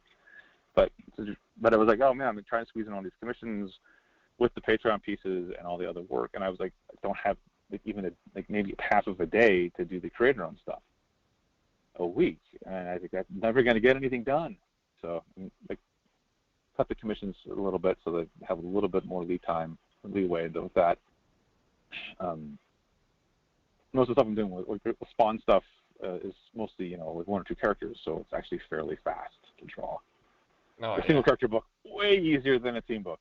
Like Oh yeah. X-Men Legends, those books with the pages would take me like 8 to 10 hours. Not as much as the Titans pages. The Titan stuff was just crushing, because like the way Dan Abnett writes, he likes like a lot of dialogue between the characters, so I'd have to have like 4 or 5 characters on like every single panel. At least with the X-Men stuff, like Cyclops has a panel of Cyclops talking. Oh, sweet. He doesn't have any eyes, and You could just zoom in on the goggles and just draw a bunch of metal yes, effects. yes. A shiny thing that it comes out. Yeah, it's much easier. It's much easier. Yeah. Whenever Philip Tan did those covers for Todd, he mentioned that he also, I think he also did some film pages, and I think like a couple of entire issues. He mentioned that he still learned Yeah, some I think things he did from 2 Todd. issues. And I'm interested to see if you, in your short amount of short time working with Todd, if you learned something new. Well, Todd likes to talk, so I'm trying to leave him more space and he's like, I told him, I was like, look, if you need a lot of dialogue in a panel, just put. He writes like Marvel style, so there's like, Spawn does this, this character does that, and that's the panel, and so it's pretty simple. Or I'll just put some dialogue, like some base dialogue for himself, so I get an idea, which I like because that tells me what the characters are kind of doing, and so this lets me play a little bit. But so he's like, I need room here, I need more room, need room here. So I'll like, okay, no background on this panel, or it'll be like a super simple background. And he gets mad if I I put like a little wisp of smoke. No, I don't want to cover up your lines. I don't want to cover up your lines. Like that's the background. It's supposed to be covered up. Just cover it up. I love that about Todd. He's so pro art that he doesn't even want to cover some smoke. Yeah, well, no, there was a thing in one of the things I was drawing, and we were like, oh, we're gonna do this now, and then we're gonna change this later. And I was like, okay. And then when he sent me the plot, it sounded like he wanted to change that thing now.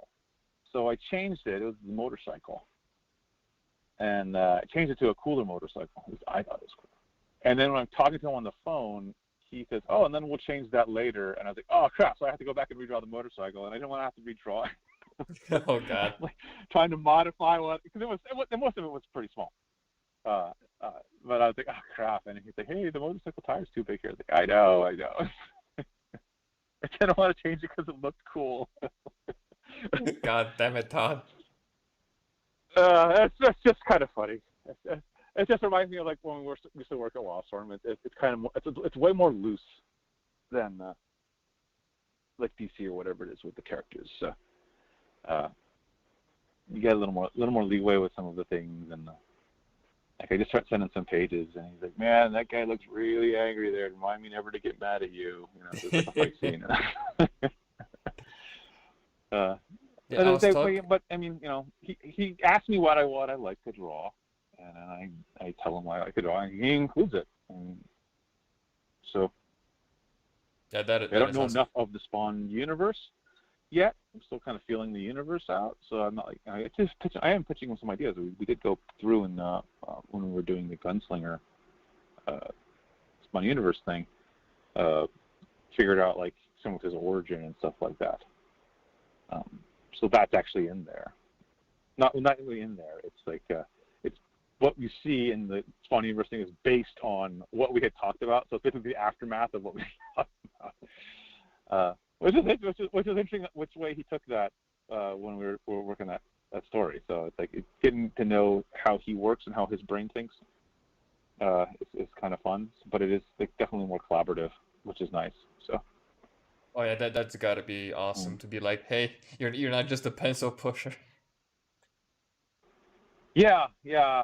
I mean, that's like the thing. It's like DC just kind of sees you as a penciler, so and Marvel will do it too. Like when I was talking about those covers that I had turned down, they contacted me on like Thursday, and hey, we need this by Monday, and What the I had heck? a whole weekend already planned out, and I was like, I can't do it. I just can't do it. I can't squeeze this in. I already took all this other stuff, and that's like the biggest problem now that I know people are having is, and it pisses Marvel and DC off, is that you have to turn work down because you've taken other stuff. Because everything is kind of up in the air, and no one's put on regular projects for any lengthy time now. Hey, they basically say, hey, you want to do 4 issues of this, or you want to do 5 issues of that. Like, well, I got this other guy offering me 10 issues, and he's paying me the same amount, so I'm going to Oh go with yeah. this guy. And then, so I mean, I know a couple people had problems already. They've taken projects, stuff that people have offered me, and I said, well, I can't do it because I've taken something already. Well, can you recommend somebody? Hey, talk to this guy. So, and then they're working on the project. So, and then Marvel said, hey, we want to do, or DC, whatever it is, says, hey, we want to do this with you. Can you do this for 4-issue thing? And like, I can't. I'm doing this other thing now.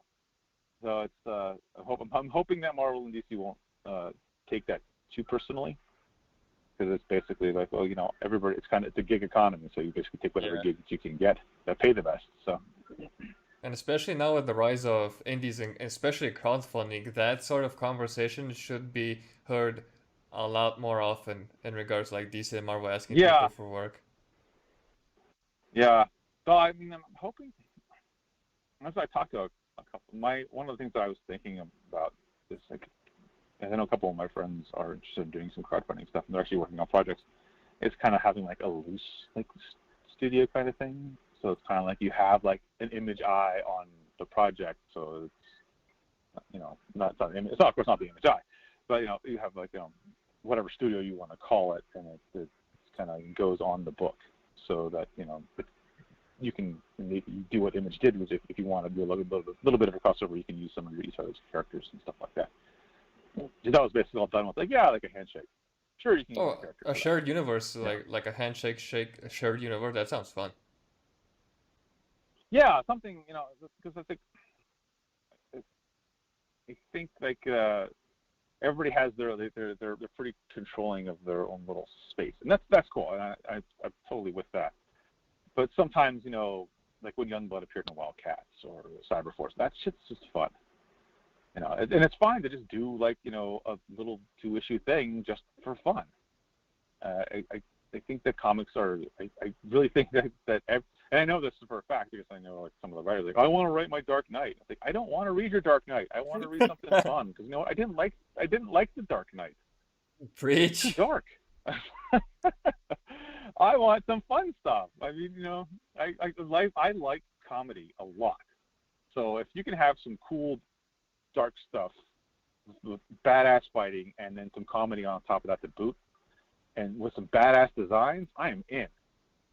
And I'm not finding that in. I hate regular clothes on superheroes. Oh Freaking yeah, hate it. Cannot stand it. I Immediately hate a that turn off. design. I saw a few new characters I from want to see DC. something cool. Yeah, there's this I new like the Miracle new Wonder Molly. Girl design a lot. Yeah, she's Yeah, okay, but there's this I don't there's mind her design. I don't mind the there design too much. If she's a regular person, kind of okay. But if she's a superhero, I need her to have a superhero costume. Sorry. Oh yeah. Like the whole race car driver jacket for costumes that was prevalent like a few years ago, that was also disgusting to see, especially if you put Wolverine in it. Yeah, I mean, it works okay, but I want to see the costumes. It's like it's fine, and because writers love to write them in regular clothes. When we were doing Teen Titans, Scott had them in regular clothes up to issue 4, and I like started bitching, like, what the hell? Like, well, this is 4 issues, and no one's in their costume yet. Robin was in his a little bit in 2 and 3, but we have all these costumes. Cassie's on her costume. What's his name's on in his costume. Superboy's on in his costume. I don't want to draw that. This is the boring stuff. It's fine to draw like the X-Men baseball scene for like 4 or 5 pages in one issue to start off a story. I don't want that every issue. I don't want them sitting in a freaking restaurant eating food and good jokes. If they're good jokes, I'll watch it. And it's Kevin Maguire because he's the master of doing the faces and stuff. Because that's the other problem is like you can make all these jokes, but if the characters visually aren't representing the jokes and stuff like that, it kind of falls flat. And Kevin Maguire is the absolute master of that.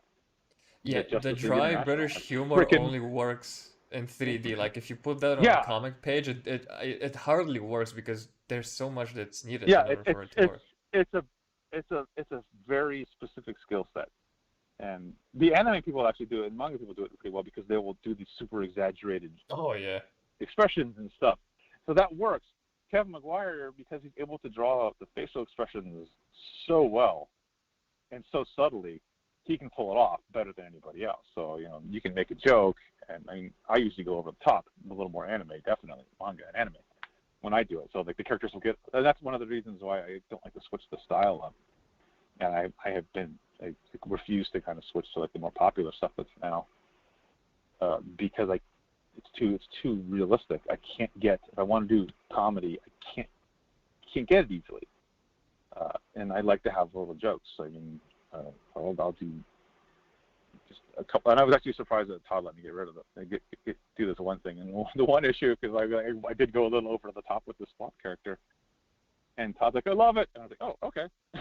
That is awesome. I mean, Todd has been working with a lot of anime pros. Like he's been doing the My Hero Academia toys, so he shouldn't be.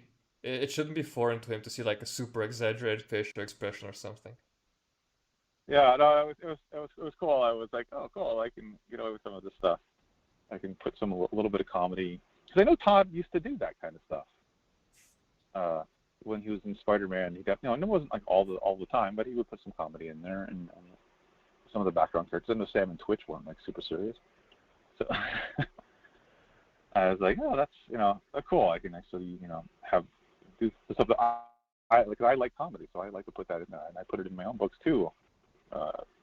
Some of the facial expressions I'll exaggerate a little bit here and there on the one character specifically, because she's kind of like the audience in that whole series, and she turned out to be one of my favorite characters. Like she was just supposed to be like the Doctor character, and then I wound up including her in more and more of the stuff because she's just kind of a fun character.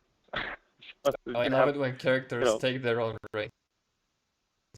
And that's the other thing too. Yeah, I like to plot the stuff kind of out loosely, so then I'll like lay out like the first so I'll like do the basic plot in my head, write it down on a piece of paper. I'm old school, and then I'll lay out the stuff, but I'll only lay out like 5 pages at a time. So as I'm working, I'm kind of refining the plot and the story, and the characters will sometimes want to go in a different direction, or just how they react to something. As I'm working on them, I become more familiar with them, and it's kind of there's a feedback there, and I do like that. So if you're working with a writer, that you don't get that. Oh yeah, I can see. To draw what they're putting on there. So you just get that script smacked on your desk.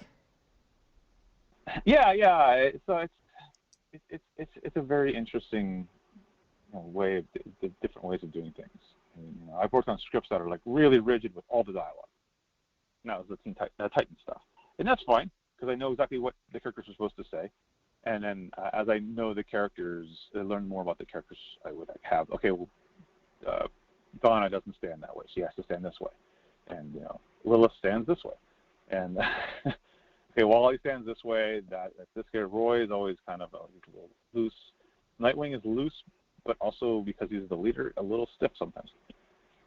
So you have to kind of figure out the characters and how they would, you know, kind of act stuff out a little bit. And that's, you know, and then that's fine. So you get like that way of doing things. So you learn how to act with the characters. And then when you get stuff that's a little more loose, you get a little more leeway. Like, and there's one of the characters that I'm working on right now with Todd. It's like a new character. So I'm, you know, just kind of getting into the character, but he's a secondary character too. He's not like the main character, but he needs to be kind of right. But he's also, you know, he's kind of new to all this, and so just trying to get him to fit quite right. And I think I finally have a nice feel with him. So he's fun to draw. You know, he's just a regular guy in a t-shirt and jeans. But you know, getting all of this stuff, that's like, and that's what they don't tell you when you do like they have comics the Marvel way. You need to kind of learn the characters, and there's that feedback with them. It's kind of hard to explain. So like, you know, you learn how to draw the anatomy. You can draw the character. You can draw the character doing whatever you want him to do. But is what you want him to do right for the character? Is that right for the page? Does the page read right? And so much of the stuff kind of becomes like ingrained feeling. So when I do these little sketch things on Twitter and stuff to help people out, when I have to explain it, it's basically trying to figure out what I do to try to help them with something that they don't know about yet. That's kind of not something I've ever really talked about, or most people don't talk about. We don't talk about the characters like that. So I had Kenneth Rockefeller ask me one day. We were at one of these DC get-togethers because he was working with Scott Lobdell on Superman, and he said, "Hey, I got this problem with Scott. Sometimes when he writes those plots, there's like a random action that kind of comes out of nowhere." And Tom's done that to me once or twice too. And how do you deal with that? And I think, well, first I used to add an extra panel, and Scott hates that. He hates it. So what I figured out how to do is I'll make sure I read the whole plot, whole page, and then I'll add what's going to happen in the panel before it. So in one of these Gunslinger things that I've done, like he's talking to somebody and then he takes out a shotgun, which he hasn't had before, or a rifle. Oh, I hate that. And so I have to make him pick up a rifle in the panel before. I had to do that a few times, and it's a complete nightmare. So that's the way you kind of get around that, because you're like, oh, you just kind of draw what the writer wants, and then the writer wants something that isn't shown in any of the things, or like maybe like 3 pages before, and you're like, oh, well, that's too far. Like a lot of these guys don't draw backgrounds now. They'll draw a background on 1 page, and then you won't see another background for like 3 pages. That's too much. It's too long. The audience doesn't know. You kind of lose the audience and the characters in their environment. So especially if it's like something dark, you know, or like a cave or something like that, you don't want them, you know, a bunch of empty panels while they're in a cave. You need to put something in the background to kind of reinforce what's happening. So I usually try to make at least some sort of background on every single page. When I don't draw a background, it kind of bugs the crap out of me now, but you know. And that's good. So like this needs to be there. This is like part of the storytelling. So you need to keep them in the environment, reinforce that with the audience so that they don't forget what's going on. Yeah, that's very important. Like, I feel like we need an updated how to draw comics, not necessarily the Marvel way, but you know, how to draw comics in general, because from what I've seen, and I've read the How to Draw Comics book, it feels like it's like you graduate either high school or like university, but then what comes after is it's kind of missing, and you hope that you could get it by getting mentored by other people or just learning by doing. But in today's day and age, when there are no studios, I feel like that portion is often lost. Yeah, there's definitely like hidden stuff. I'm using air bunny quotes and stuff that people just you don't even think about. I mean, like when I do those background effects, where I do like the kind of weird, the John Byrne kind of hatchy things, and then you take an eraser and you just erase into there to make swirlies and stuff like that. A I lot of love people didn't that. know how to do that, and I didn't know how to do that until I went to Wildstorm. I was right before that. I figured it out.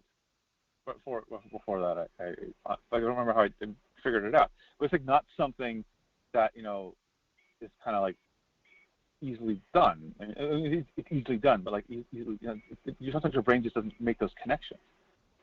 And being able to be at Wildstorm and see, well, why does this work better, and why does this work better, and why does that work better? And then you have people like Mark Silvestri and Jim and Wills there that you can talk to about why they do certain things. That's just a huge, and even though I might not have had like the artistic skills at the time, I can still use that information now that I do have most of the skills. So what they do is, oh, okay. I mean, we used to sit down and watch Jim draw a page of Wildcats, and it would take him like maybe 5-6 hours. And we are struggling for like a day or two on a page, trying to get, this doesn't work, this doesn't work, this doesn't work. And now I can do the same thing. And it's fairly easy, and it's like, the work is it's so much more enjoyable now. I understand how frustrating it can be when you're starting out and you're trying to get stuff, and then you like look up, and then that's the other thing is like you're sitting there and you're struggling on a page, and you look over and Jeff's drawing a page, he's almost done. Travis is over there in the corner drawing a freaking masterpiece, where he's just like he's like a robot, where he just like starts drawing in the middle of the page and then just kind of draws around, and the whole fucking thing comes out. It's freaking unbelievable. And then Jim's sitting over there too, and he's drawing a page, and it's just like you feel like shit, but you're still learning stuff, and eventually the click will happen. And once that click happens, it's so much easier and so much more enjoyable. I freaking love drawing. I love telling the stories. I love drawing the pages. That's like I have so, and then I see the thing with Colleen Jordan tweets it out a lot. With Jack Kirby, I didn't start drawing like the Fantastic Four and stuff until he was like 44. And I was like, oh fuck! And I was like 46.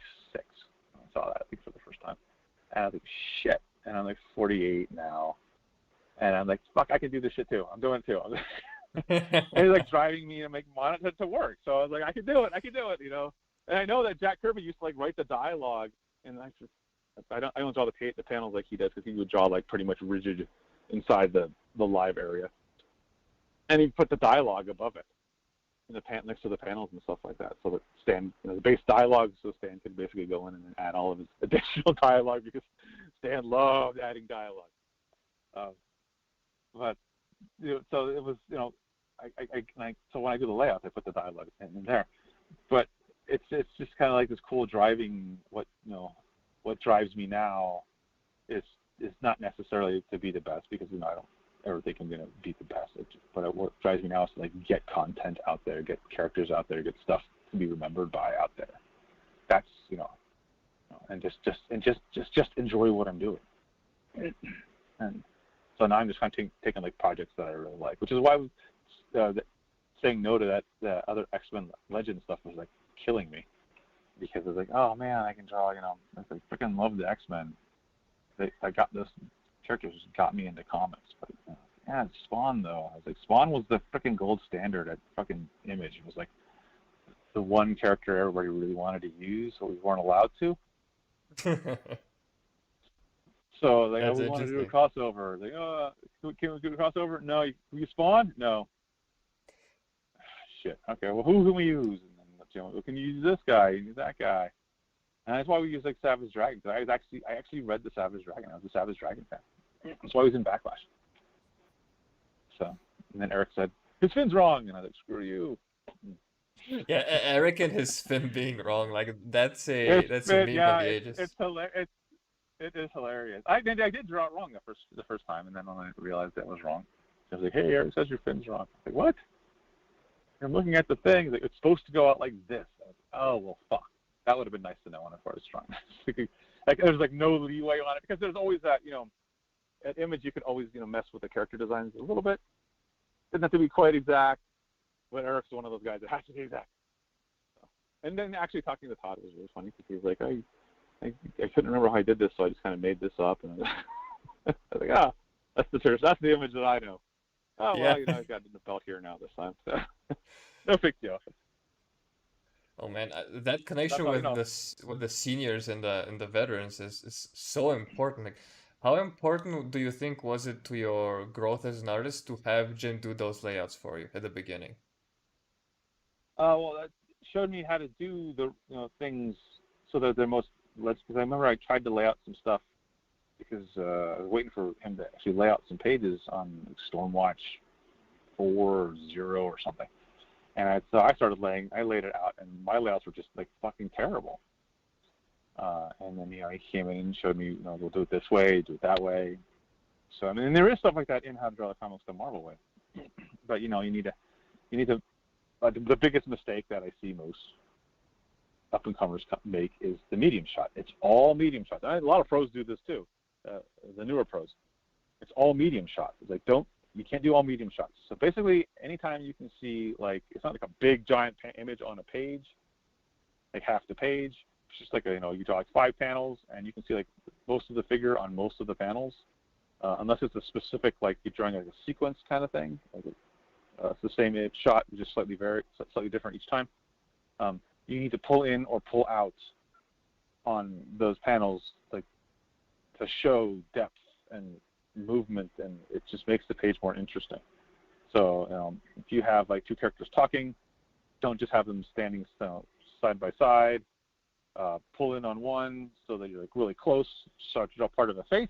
Much easier to draw too. And then you can have them facing the other character who is now smaller. And then if he's talking first, and then the other character's talking second, and then the reverse is true on the next panel, just reverse it. So you have the guy who was small on the first top panel is now big in the second panel, and he's talking to the guy, and it'll automatically pull your eye in that zigzag formation from left to right. See, this is what we're missing. Generally don't do that. Yeah, the medium shots generally tend to not do that as well, and so you have to either do it with the body to get to the next panel or the backgrounds. And since a lot of people don't draw backgrounds, you're kind of screwed. So. You can deal with smoke as well, but yeah, there's just a bunch of like little tricks to make things more legible. So you want to try to get like at least if you can, and even if it's a big shot, you got a crowd scene. Here's the easiest way to cover up some shit for the crowd scene. Big foreground figures, and then you draw some medium middle ground figures, and then the background you can draw. If you have to draw a ton of characters, the smaller the better. Because it's way easier to draw. Like I just did that Guardians of the Galaxy cover with Star-Lord, Dr. Doom, and Moondragon fighting the Chitauri. So I have 2 characters in the foreground that are eating up a lot of space, so I don't have to draw a bunch of freaking Chitauri. And then I have the middle ground as the main characters, and then the background is basically the Chitauri. So while there's a ton of them, and it did take me a while to draw, they're small and it's not super complicated work. So I focused the main stuff because the main characters are the focus. Star-Lord, Dr. Doom, and Moondragon, and I'm still so happy with that Star-Lord, and I really don't usually say that. I got like such nice emotion out of him. I'm so happy. And so, but there's foreground, middle ground, and background, and it saves you time. The foreground characters being big saves you space that you don't have to draw a lot of stuff in. And then the background characters save you time because they aren't detailed. You can kind of blob it a little bit. If you have like you know how to use the pencil, right? You can shadow it a little bit. You have to draw a couple little dots for noses or eyes or whatever the hell it is. And it's just way faster. So you can focus your time on the main characters like they need to be focused on, and then the background characters, which is what they are just background. And it works great for any massive crowd scenes. The problem is when some of these writers are trying to get tricky. Hey, let's do a 3/4 down shot on this double page spread. Now you're fucked. I hate that. Whenever a writer goes in, hey, foreground. Yeah, whenever a writer goes and messes with my camera, I just get mad. Well, with that, with a 3/4 down shot, you can't do a foreground unless you have like someone like unless you have like Spider-Man or Batman in the rafters. Then Yeah. you can do it. But if like you're drawing, it's a convention scene and you're looking down, you can do it a little bit by just making some rafters in the corner just to kind of eat some space and just X them out. So it focuses on the main floor. But basically everybody's going to be pretty much the same size. So you have to hope that either there's like another panel or something on there so you can actually put something in the foreground. Or if, you're really smart, you can make maybe like a big giant dragon or something in like for Dungeons and Dragons in the foreground, just to eat up some space. But you want to have a foreground that eats up space, so you don't have to draw so much as in the background. Yeah, a kid had a balloon and she lost her balloon, so the balloon is in the foreground and occupying 2/3 of the panel now. No, that's a little bit too much of a cheat. No, you can put the balloon if it has something cool like a unicorn or a bear or something on the balloon to make it more interesting. Yeah. Because just a balloon is not interesting enough. You're gonna need something to spice that up. But yeah, it's like so. Figure out foreground, middle ground, background is really important. Middle. A lot of people just like to draw that kind of because they're just kind of they're thinking more like TV. It's like you watch the new Judge Dredd movie. Like the person who storyboarded that is way too much middle stuff. It's Judge Dredd. I mean, the fucking cool thing is with that guy's face. So there's everything just really cool stuff where you pull in and you see that sour puss of his. It's just I am the law kind of thing. And it's like so the Sylvester Stallone movie did that way better than the newer Judge Dredd, even though that guy. That the new movie is probably way more accurate to the source material. And the other guy, he's fine as Dredd. I mean, the medium shots, like the first scene, just drove me up the wall. I was like, oh my god, it's all medium shots. What the hell? And they just kept doing medium shots. Like that's like a perfect example of what not to do visually in a comic book, because it's just kind of boring. So you need you need to pull in. You want the extreme close-ups. The Matrix is actually a really good movie for visuals. So they pull in really close, and there's some awesome stuff with the reflections. They play with all of that stuff, and then they do some when they're fighting. They pull back so that you can see the shot with like Neo. He gets up after he's been smashed against the wall. And he's on the far right, and the Smith guy is on the left, and they're like facing off in this really long horizontal shot. I think that's a sweet pan, a distant shot. You want to do those, and that shows scale. So you want to show. They also do a cool thing. He pulls the thing out of the back of his head, and they zoom in kind of like he's in the foreground, but if you see him looking over, and you see this huge background. That's eating up space. You could even go further, but that's they didn't need to do that because they don't do that stuff the same way. But that's like an example of like eating up space in a movie, but also giving you a panoramic shot of like what the fuck's going on. So you have like a character in the foreground, like at a castle, and then the background is a huge castle. And you can draw the character really small to show like a huge giant scale, or you can do the character up a little closer to kind of show, you can do an slightly up shot, or to show you have some space. It depends, how much you've seen of the character. But there's like so much, visual stuff you can learn, from the movies and other comics that they don't really teach you, in school and stuff like that. I mean, I went to college for that stuff. None of that stuff's taught. Oh yeah. There's as far as I know, there isn't anything for storytelling, which is like half of the comic book. So you know how to draw the figures, you know how to draw them moving. Now you have to put them in an environment and have them acting and doing things, and make it legible so it visually tells the story without the dialogue. That's the really tricky part. And a lot of modern comics, because it's so much talking, you don't really learn that skill. I mean, you can have people just sitting on, talking at a bar, and that's not going to be the same thing as someone running through an environment, having to find and collect this, escape from that, having a fight scene. Fight scenes are you have to choreograph the fight scene, and if all you know how to do is people, standing around, sitting around talking, you're gonna have some problems. And that's the biggest problem with a lot of the newer creators is their action. They can't draw the action very well because they're not used to it. Yeah, I was actually surprised when they do their pinups, they do their pinup shots and everything, and that's cool. But there's it's just a guy standing there or sitting there or whatever it is, now drawing them fighting with other people. Once you start having characters interact, oh god, it's so much more complicated. Oh yeah, like, it is. Even like having someone like even when Jeff drew that, and I know that's why he didn't draw the Black Cat one. You have someone like sitting on their back, their calves, like their legs up. The body squishes and stuff like that, and getting that to look right is so complicated because you can't always find the reference online. You can have your friend or your spouse do it, but unless they are Greek gods, it becomes difficult. Because not everybody has massive calves and thighs to fucking to show how it squishes right when they pull their leg up. So it's and that's that. And then there's that part of it, and then you have to have them fighting or kicking somebody, and they have to be interacting with them. And you have to show the weight of this. Oh, jeez. And that's all stuff that takes a while to kind of ingrain into you and learn.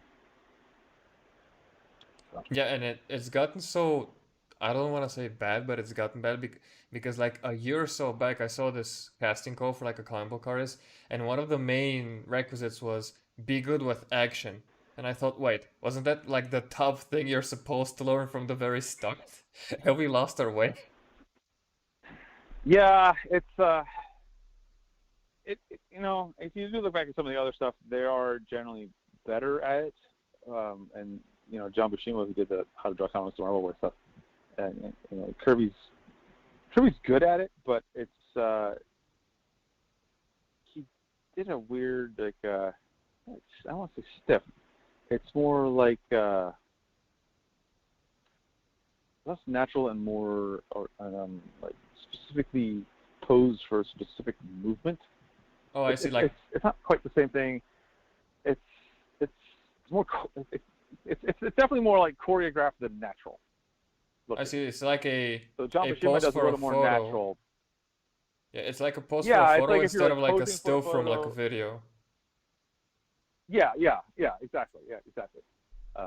So it's and he had specific poses that he liked to reuse over and over. And then doing all the work that they did, I totally understand it. I still will do poses too, and I was like, did I do that one again? Did I do that? No, I have to change that. Okay, I can only do that once per issue. So like when you draw like the Flash running, there's certain. If it's a big shot of like Wally or Barry running or whatever, I can only do like one of this one, one of this one, and one of this one per issue. And if I need another one, I have to make another one up. And there's the one pose that I hate drawing when you're drawing a running guy. It's like putting the front leg down because it always slows everything down. It just makes the character look slow.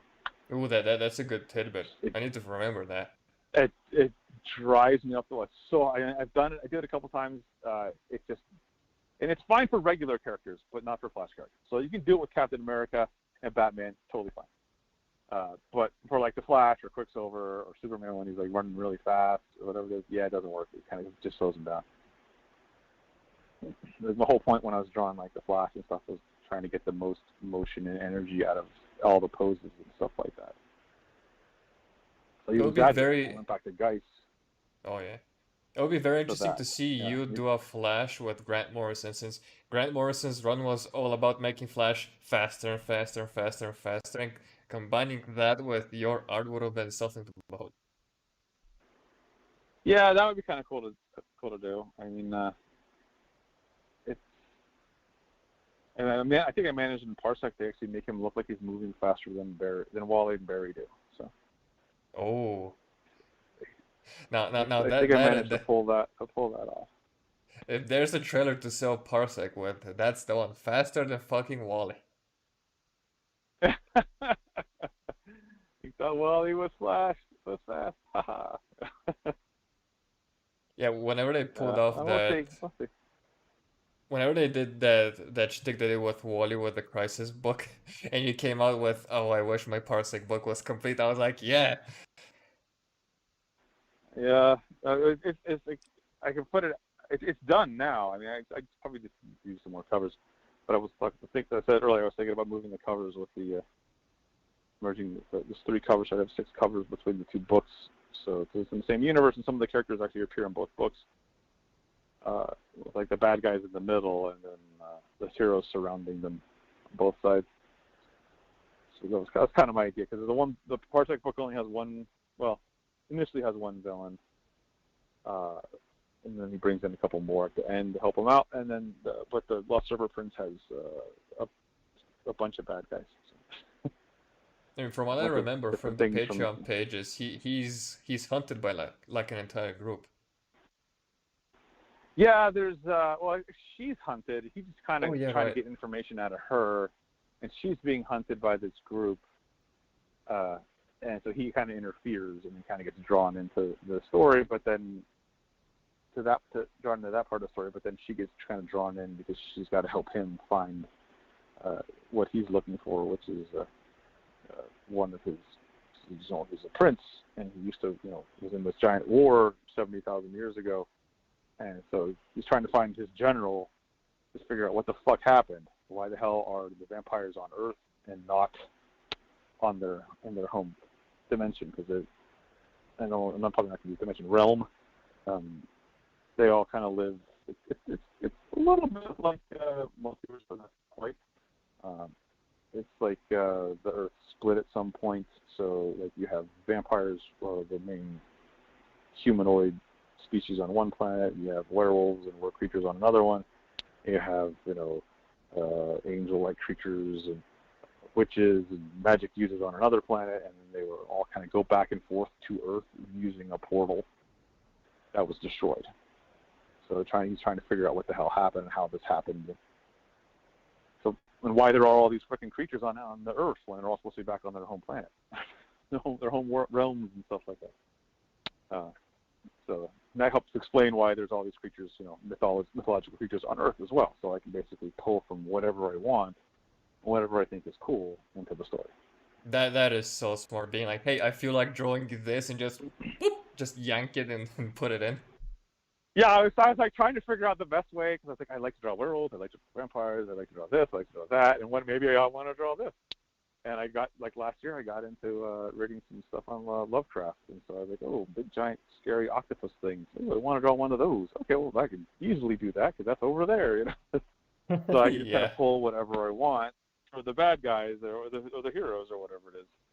So, and I can basically put in all of my ideas that I've ever had into this one universe, which is kind of neat. Because like a lot of the characters are I just done designs for over the years, and they just sat there. They had like a really, really vague idea. Oh, this guy hunts demons, or this guy's this, or this guy's that. And I think, oh, well, I like that design, but I don't have really how much of a story for it. Well, now I can use them. I need a bad guy, or I need this. Oh, hey, I got this. I'll just use this guy. And it's already basically designed. I just tweak it a little bit when I draw it now. Yeah, you had this post a few months ago where you had like 4 different teams posted, and you're like, "Hey, which one do you like the most?" I'm like, "Do I gotta choose?" Yeah, it was. Actually, I have more ideas than that. That's just kind of like the ones the basic ones. So I did the Ishtar one. I actually did for this little anthology thing that we're doing. That's actually drawn. It's getting inked and colored and stuff now. And then I did the other one. I have an 8-page story that's actually tied into the Lost Serpent Prince with the 2 of the characters that I penciled, and I'm inking. I'm going to finish that as soon as I finish this Lost Serpent Prince. And then I might do some of the other ones either on Patreon, or like the one character is actually in the Lost Serpent Prince prequel thing that I did, and maybe do like as a stretch goal, like that's a 10-page story in the Lost Serpent Prince thing, if it does well. So that will be used possibly. If not, I can put it online. I've thought about doing, because of the Artist Express thing, or whatever it is, they do fulfillment and stuff. Just actually doing the 8-page story with a couple other stories that I have already done in a little black and white, in a regular size black and white comic book, or with some of this just as pencils and some of it as pencils, inks, and gray pens. For just taking orders and selling it that way, as opposed I to can see because that it's just being a like a little. thing. Yeah, Are I you, mean, Kenneth Rockefeller did something similar to that with his thing initially, oh uh, yeah, he has two and how issues of Broken on his Etsy store or something. yeah, something like that, and then just they would print the order, and ship those out for me. So I mean, I'm contemplating that doing something like that is kind of like uh, right before I do launch the Kickstarter thing, or a month or two before, so you have a little bit of an idea what you're going to get, and That's then a good include move. like pages from the Parsec book, like the first 10 pages of that, and pencils with dialogue for both Parsec and then the Lost Surfer Prince #1 with like the inks. So you can kind of see what you're going to get before you a sampler. There we go. Yeah, like have a small What do we prequel. used to call that kind of stuff? Yeah, like have a small prequel book with like a mini trailer of the upcoming books. That sounds good. Yeah. So you can because I actually could contemplate it with the Lost Serpent Prince because the Parsec book is drawn. It's just doing like the first issue as black and white pencils as like an ash can as well. So as you get the Lost Serpent Prince, you also get this ash can book too. Oh yeah, that's a very No, popular no, no. stretch goal Just too. contemplate so you can kind of see you get this stuff and you kind of see what's coming up and you have an idea because like things like Billy Tucci and Ethan have they have those projects that they can draw from the past. So they're not going completely new stuff. It's something that people are at least somewhat familiar with. So Oh they yeah, have that Ethan. nostalgia and Yeah, there's a and familiarity so that you know what the project is kind of going to be before you get it. So you're not going in cold turkey. yeah, and all of his campaigns, Ethan has like a ash can with like a side story of Cyberfrog that had something to do with the past. So that's a good move. Yeah. So you have, and so since this is new stuff, you don't have any frame of reference for it. So you're really not, you're kind of buying on faith. Oh, I hope this is good, and like, I'm hoping you enjoy it. Trying to make it as enjoyable for you to, most of my stuff has a lot of action in it. Just always, my wife yells at me, she says, "Oh, there's too much action here." So I might actually have to add 2 pages to the Parsec book in the middle, right before the third act, just so that it's slightly. Cause I have a training scene. They put it after the training scenes. So I was like, oh, the damn character has no idea what the fuck he's doing, and I have him fighting these giant bad guys. He's gonna get his ass kicked. I have to give him some training. Training arc, let's go. When's the tournament arc? Yeah. Yeah, I've been seeing you've been using a lot of not using, but you've been delving into a lot of manga tech and anime techniques recently. What's your favorite thing to implement into your work? Uh, well, it's kind of always been there. I've been just kind of pushing it a little bit more, and I'll probably try pushing it even further next time I start doing some more of the action, just because I really, you know, I want the movement and the motion and the power. And the manga's really good at doing that. Anime as well. Just the more extreme stuff. What is his Eric? What's his guy's name? He's an old former Washington guy. He's does a lot of stuff on Twitter and stuff. Shantae. Neri? Oh gosh, I'm terrible. Yeah, he was just this is some stuff on Wes's interviews with Yeah, Wes. He does yeah, really man. good, like this really, yeah, really cool like manga kind of foreshortening and stuff. And that's from his animation background, because he has his animation background. Oh yeah, So he's able he's to been in pull that stuff animation and since do he it was really 18. well. Yeah, yeah. So he's really good at that, and that's like the one thing. So I'm trying to push that more when I do and the Spawn stuff doesn't lend itself as well to that because it's it's spooky, so I have to kind of go more spooky but that's also really fun to explore too because it's not stuff that I usually draw. A lot of blacks and just like creepy weird shit. But it is fun to draw. I mean, I had a lot of fun drawing Gunslinger's face and stuff like that. I didn't know I was going to have this much fun doing this. Am I something wrong with me? But yeah. I was like, oh, his face is all disgusting and his bones and muscle. And like, oh, yeah, no, that's just fun to draw. It's like, you can kind of just go in and feel the little details. It's I'm fun gonna to actually have see. to get going because I have to go feed the dogs. So Oh yeah, we've been at it for like over 2 hours. All right, I man. didn't really. Yeah, I was like, ooh. I Before I didn't let you realize it was go, past 11. Okay. before I let you go, can you tell the good people where they can find you and support you, and what to expect from you in the near future? Yeah, you can be on Twitter, just Demon Puppy at Demon Puppy on Twitter. I'm on Instagram. I think it's Brett Booth Comic Art. Yeah, The that is correct. slash between Brett Booth. Okay. Yeah, I and I'll be working out with Todd for a while and doing creator-owned stuff and possibly covers here and there for Marvel and DC. I don't know if I'm going to do any more of those. I have a couple of Red Sonja covers. Ooh, that'd be interesting I to did see. some sketch. I did some quick sketches and they really liked them and they wanted to use them for covers. And they did ask me to do a regular cover, but we haven't talked about actual payment for that or prices and stuff. So we'll see what happens with that. Because these are literally like 20, 30-minute drawings that I did, and then they have.